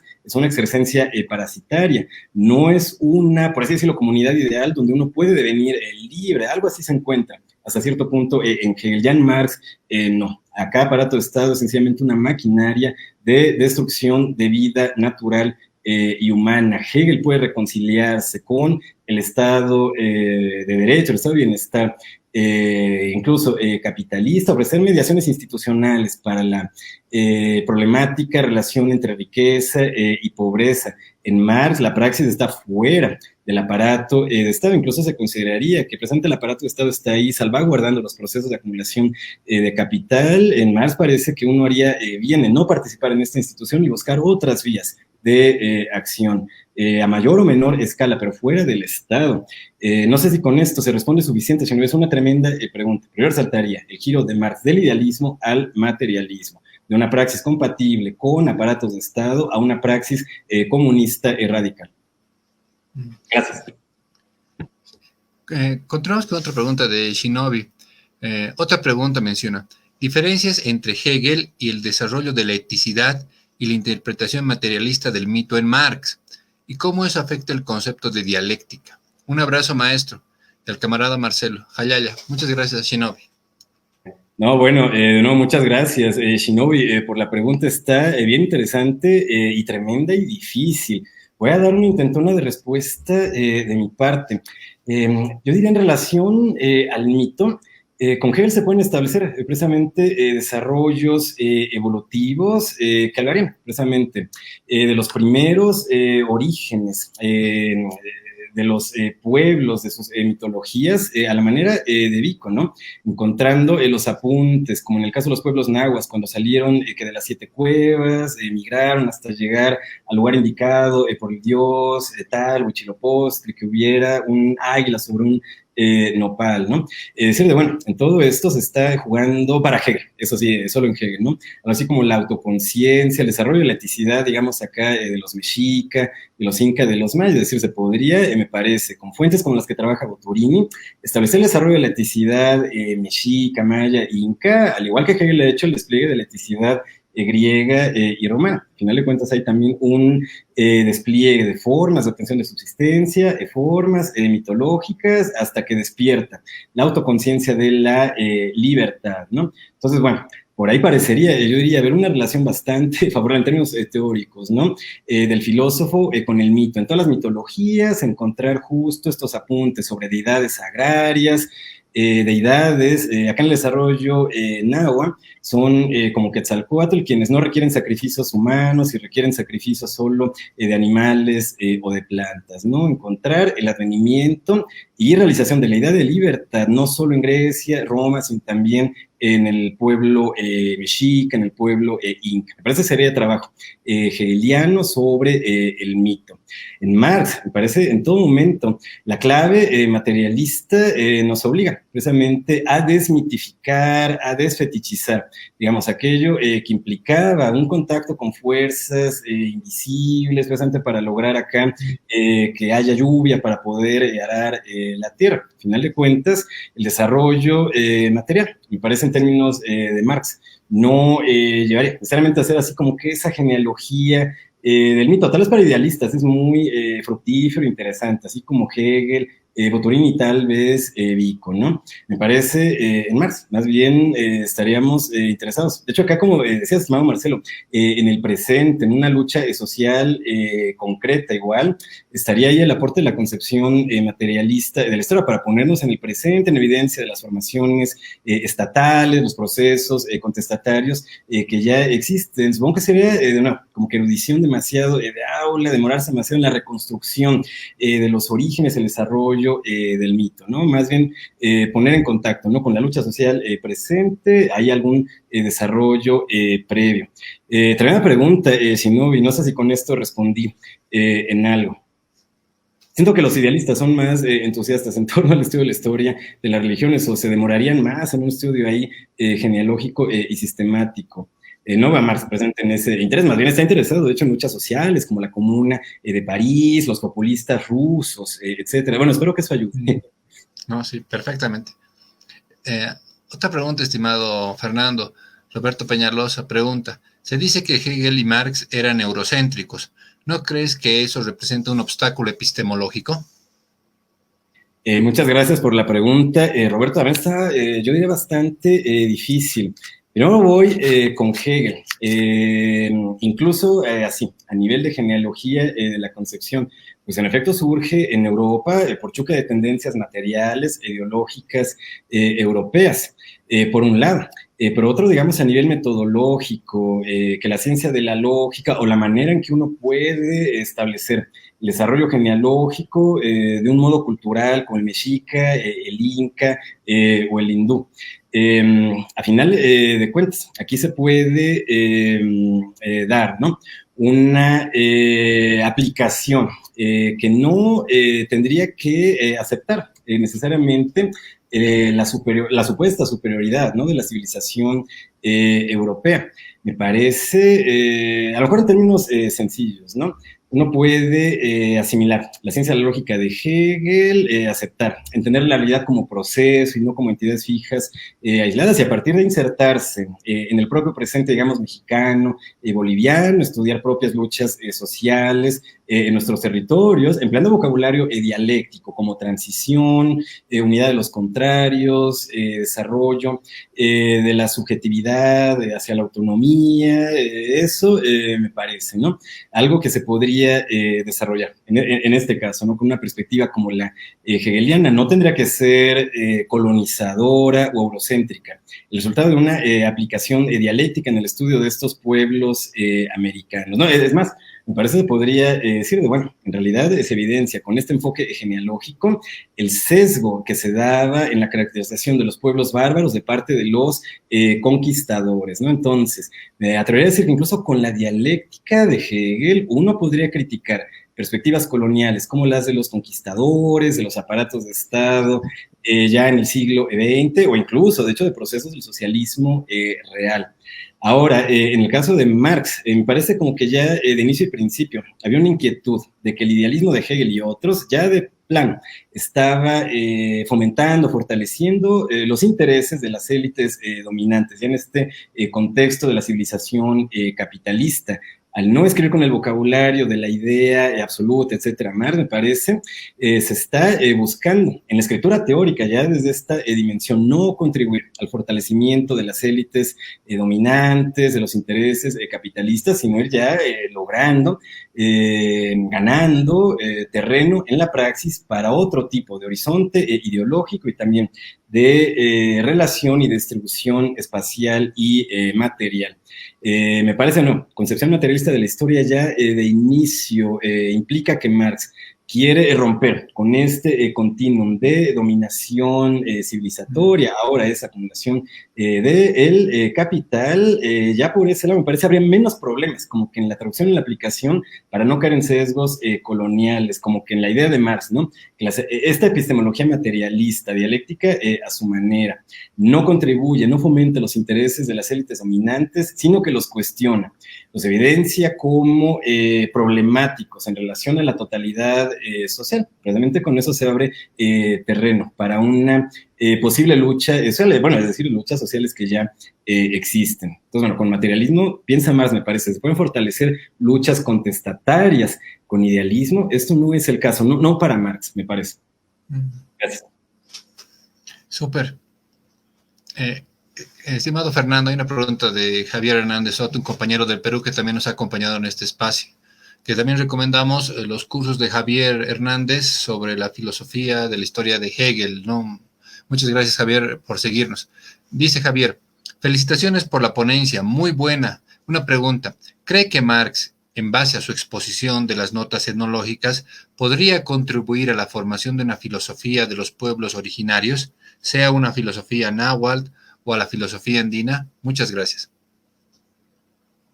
Muchísimas gracias, Javier, por la pregunta. De hecho, te saludo, compañero. Me parece, ha expuesto sobre Mariátegui y Hegel. He seguido tu exposición, Javier, con mucho interés y también me ha gustado mucho. Igual me gustaría seguir ahí conversando contigo. Igual tengo ahí pendiente también trabajar a Mariátegui.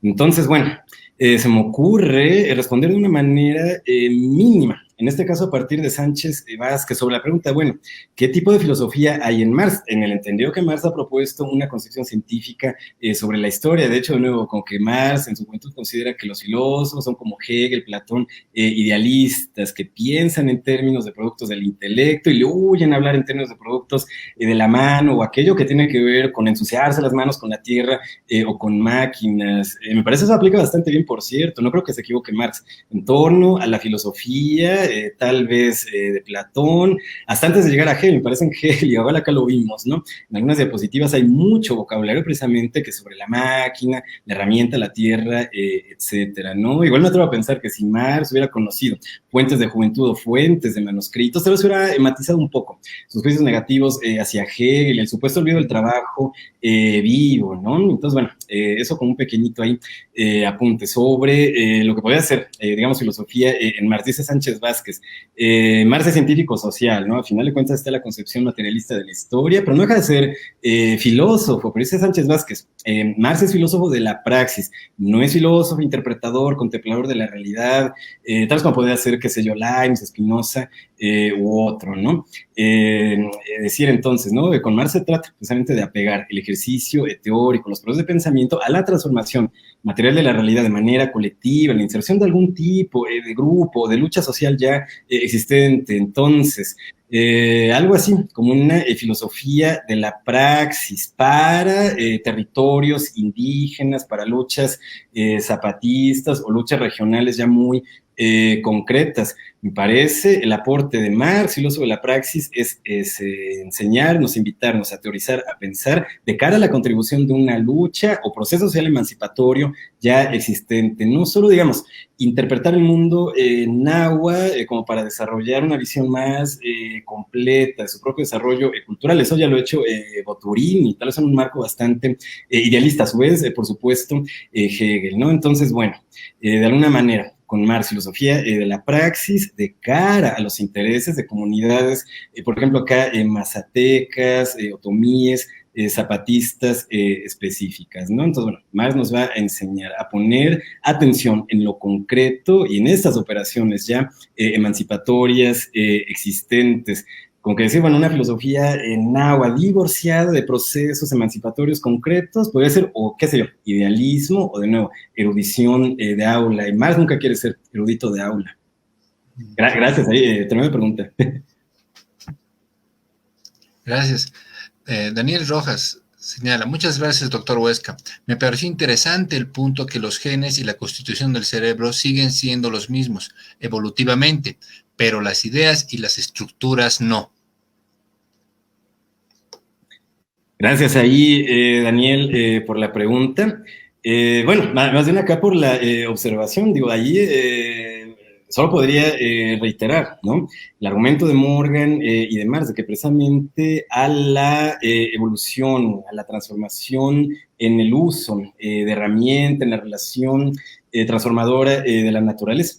Vienen surgiendo nuevas ideas sobre el matrimonio, sobre el gobierno, acompañando esta secuencia material, que precisamente implicaría, tanto en Morgan como en Marx, si desarrollamos una nueva manera de arreglarnos con la naturaleza, otro modo de distribuir las relaciones territoriales y económicas, si logramos el cambio en la distribución espacial y en el uso de la materia, logramos, a final de cuentas, de manera emergente, el cambio en las ideas, en la conciencia, en el reconocimiento, si se quiere así, mental de unos y otros, pero no al revés, es decir, como para resolver que el problema ambiental, los problemas sociales actuales, con Marx no diríamos de, bueno, se trata de desarrollar nuevas ideas, de despertar la conciencia. Acá es más bien, vamos a comportarnos, a producir, a trabajar, a relacionarnos espacialmente de un modo distinto, y ahí la conciencia cambia con respecto al cambio de la dimensión material. Entonces, bueno, eso nos deja con toda serie de esperanzas, ¿no? De que si logramos de nuevo, ¿no? Cambiar la manera en que trabajamos, nos relacionamos en lo espacial, en lo material, lograremos justo, ¿no? Tal vez esto que se discute en algunas tradiciones fenomenológicas o hermenéuticas, ¿no? Relación intercomunicativa estrecha en el uno en el otro, cuidado de la naturaleza. Me parece que con Marx eso se logra con la praxis, con cambios en el uso de la materia, distribución de los territorios, pero nunca meramente desarrollando nuevas ideas o tratando que se despierte la conciencia sin estar trabajando, organizándonos, digamos, espacialmente, de manera organizada y concreta. Entonces, bueno, de nuevo, al igual que en la cuestión anterior, praxis, una clave en Marx. Queremos nuevas ideas, queremos reconocimiento unos en otros, hay que actuar de manera distinta. Espero con eso orientar un poco, o ahí comentarte, Daniel, gracias. Súper. John Harold Estrada Montoya dice, felicitaciones. ¿Qué opinión te merece la categoría de comuna retomada por Metzaros y Chávez en el contexto actual latinoamericano, especialmente donde han triunfado gobiernos progresistas? Muchas gracias por la pregunta, John. Ahí me temo que no podría responderte. No conozco el referente en este caso de comuna en relación a los autores que estás ahí proponiendo. Solo aprovecho, muchas gracias ahí por el apunte. De hecho, en esta revista Antrópica, donde está el texto que expuse en esta presentación, también hay un artículo de García Linera y de otros especialistas en las notas antropológicas de Marx. De ahí sí recuerdo una apuesta bien interesante que busca establecer una continuidad entre la reflexión de Marx sobre la Comuna de París y procesos revolucionarios del siglo XX aquí en nuestra Latinoamérica, como el caso de la Revolución Mexicana. Lamentablemente no me viene a la mente ahorita el nombre del autor del texto, pero ahí los invito a acceder a esta revista, ¿no? Pues de marca, bueno, a final de cuentas, de hecho, fue una continuidad en estos procesos de lucha, desde la resistencia indígena en la conquista hasta lo que se vive en la Revolución Mexicana, pasando también por las luchas indígenas frente al proceso de modernización e industrialización de México en el siglo XIX. Entonces, me pareció interesante interpretar la Revolución Mexicana como una, de nuevo, continuidad de resistencias indígenas, donde se invita a pensar en la misma medida que Comuna de París no es algo así como un hecho aislado en la historia de Francia del siglo XIX, sino a final de cuentas una evidencia de estallidos sociales, tal vez crecientemente organizados de modo consciente, que precisamente se resisten a esta opresión, a esta destrucción de vida, que protege, fomenta incluso, ¿no? El Estado, incluso constitucional, capitalista. Entonces, Comuna, este autor lo invita a pensar como un proceso de transformación, incluso de revolución social, que no fue el único y el último, ¿no? En la Comuna de París, sino que podría ser algo así como una herramienta teórica para analizar otros procesos sociales, tal vez luchas de resistencia ambiental como las que se dan en México, luchas de resistencia como los territorios zapatistas. Igual, también estoy invitando a pensar a que no se ha detenido la historia de la emancipación. Justo todos estos grupos, estas luchas territoriales darían cuenta, ¿no?, de cómo se puede continuar con el ímpetu emancipatorio de la obra de Marx y atendiendo precisamente las nuevas formas de represión y de control estatal. Entonces, bueno, por esta sobre la mesa en esta revista, ¿no? Como una forma tal vez arquetípica, ¿no?, de resistencia social. Entonces, bueno, espero que eso ayude un poco. Gracias. Sí. Se refería a István Metzaros. Metzaros era un alumno de Lukács, que tuvo influencia en Hugo Chávez. Hugo Chávez planteaba la articulación de formas comunitarias, tuvo como 4.000 formas comunitarias estructuradas en Venezuela. Después del golpe de Estado del 2002, Chávez se radicalizó hacia posturas mucho más de izquierda, hacia el marxismo en particular, e István Metzaros fue un autor muy importante en el último Chávez, ¿no? Un último Chávez que planteaba las formas comunitarias como un nuevo tejido social, o las fábricas tomadas por trabajadores. Hay algo muy rico que está pasando en América Latina, como también bien señalaba Fernando Huesca. Y ante esa riqueza no podemos abstraernos en filosofía separada del pueblo, ¿no? No puede ser un estudios filológicos exactos. ¿Cuál es la relación entre Hegel y Marx, ¿no?, separado de la lucha de nuestros pueblos? Creo que en gran medida Chávez quería articular, ¿no?, esos estudios abstractos con lo que pasaba en Venezuela. Muy rica esa pregunta también. Hay un artículo interesante en Jacobin sobre eso, recientemente aparecido. Hay otra pregunta, estimado Fernando. Jorge Gómez, ¿qué bibliografía recomienda para seguir con el tema? Muy buena pregunta. De hecho, de inicio está la traducción en siglo XXI de las notas etnológicas. Está el texto también de Crader. Igual, esto se puede acceder fácilmente en PDF. De hecho, el propio texto de Linera también es una contribución tremenda. Eso a nivel de fuentes primarias. Lo otro, pues era ya el trabajo de los comentadores. Yo apenas estoy entrando, estoy fascinado con todo lo que leo sobre Dussel, sobre García Linera, en torno a estas fuentes. Entonces, de nuevo, este número de la revista Antrópica, pues tiene artículos que se concentran justo en esta etapa del desarrollo de Marx, y lo que he podido hasta la fecha leer ha sido interesantísimo. Entonces, bueno, eso es una ampliación en términos ahí de literatura secundaria. Y bueno, claro, Raya Dunayevskaya, Filosofía y Revolución. Desde mi perspectiva, es la monografía más nutrida, más crítica, como para estudiar la dialéctica de Hegel, la propia dialéctica materialista de Marx, en la cronología de sus fuentes y también en ambos, en su aplicación para la libertad humana. Entonces, sí, no dejo aquí de recomendar la figura Raya Dunayevskaya, me parece una marxista monumental y bien crítica. Para este tema también es una gran contribución. Gracias.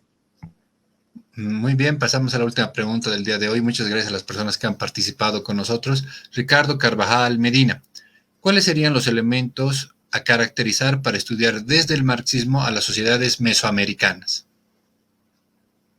Gracias, muy buena pregunta, Ricardo. A ver, espero proponer 3 ideas bastante claras como para lo que se podría estudiar en fuentes, en torno al desarrollo, náhuatl, inca, etcétera.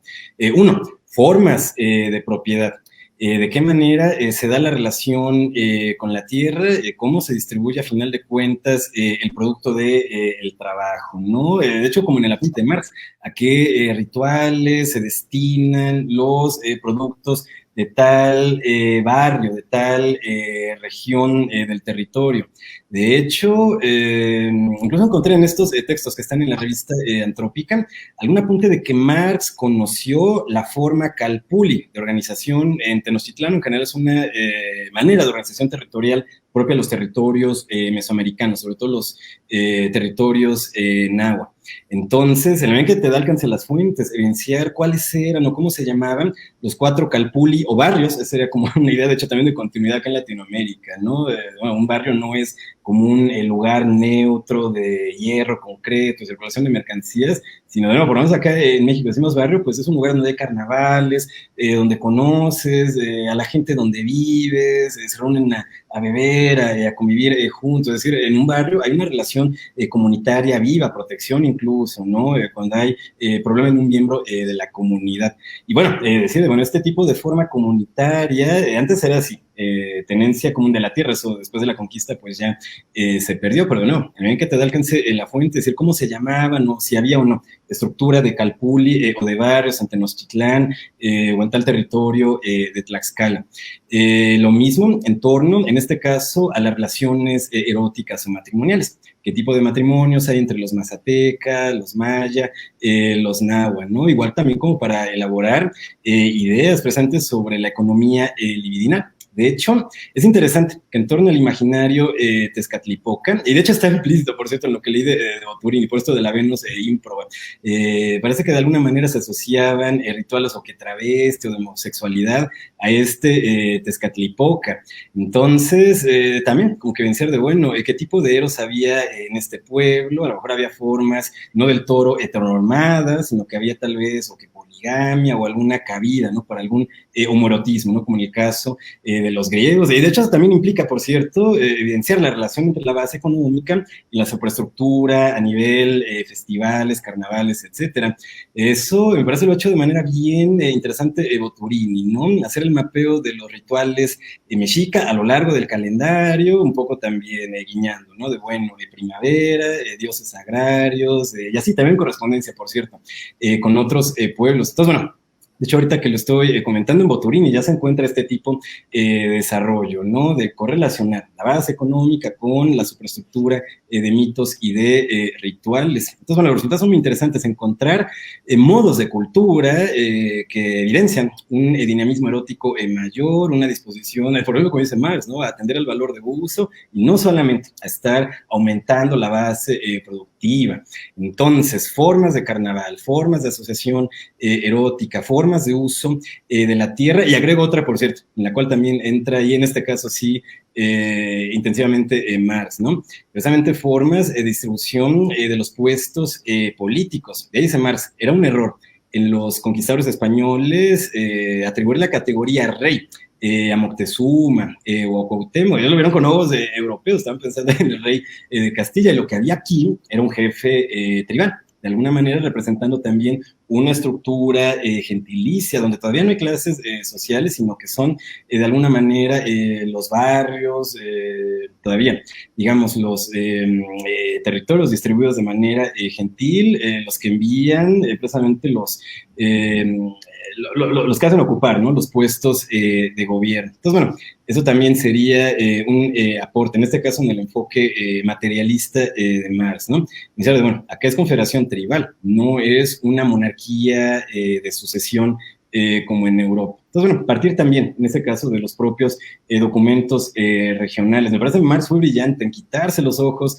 europeos, como si lo tenían los conquistadores, y ser sensible a la particularidad, los modos específicos de relación hombre-naturaleza que había en estos pueblos, en estos territorios. Espero con eso contribuir un poco. Gracias.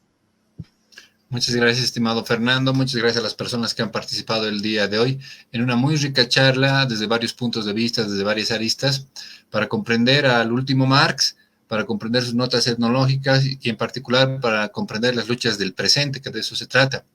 Muy agradecidos contigo, estimado Fernando, darte el mensaje de despedida. Mil gracias por tu participación el día de hoy. Estimado Marcelo, estoy yo agradecidísimo. Ha sido un placer compartir el espacio contigo, con los compañeros y compañeras del público. Y pues, de mi parte, de nuevo reiterar la invitación a acceder a estas nuevas fuentes, tanto de Hegel como de Marx, para precisamente hacer una actualización de sus concepciones históricas. Y como decías, Marcelo, precisamente para poder entender y contribuir a las luchas sociales del presente en la medida en que podamos, en donde estemos plantados. Y pues sí, yo aquí, en toda la disposición para seguir los diálogos. Gracias. Muchas gracias, Fernando. Muchas gracias a todas las personas que han participado nuevamente. Nos vemos la próxima semana. Gracias. Hayaya.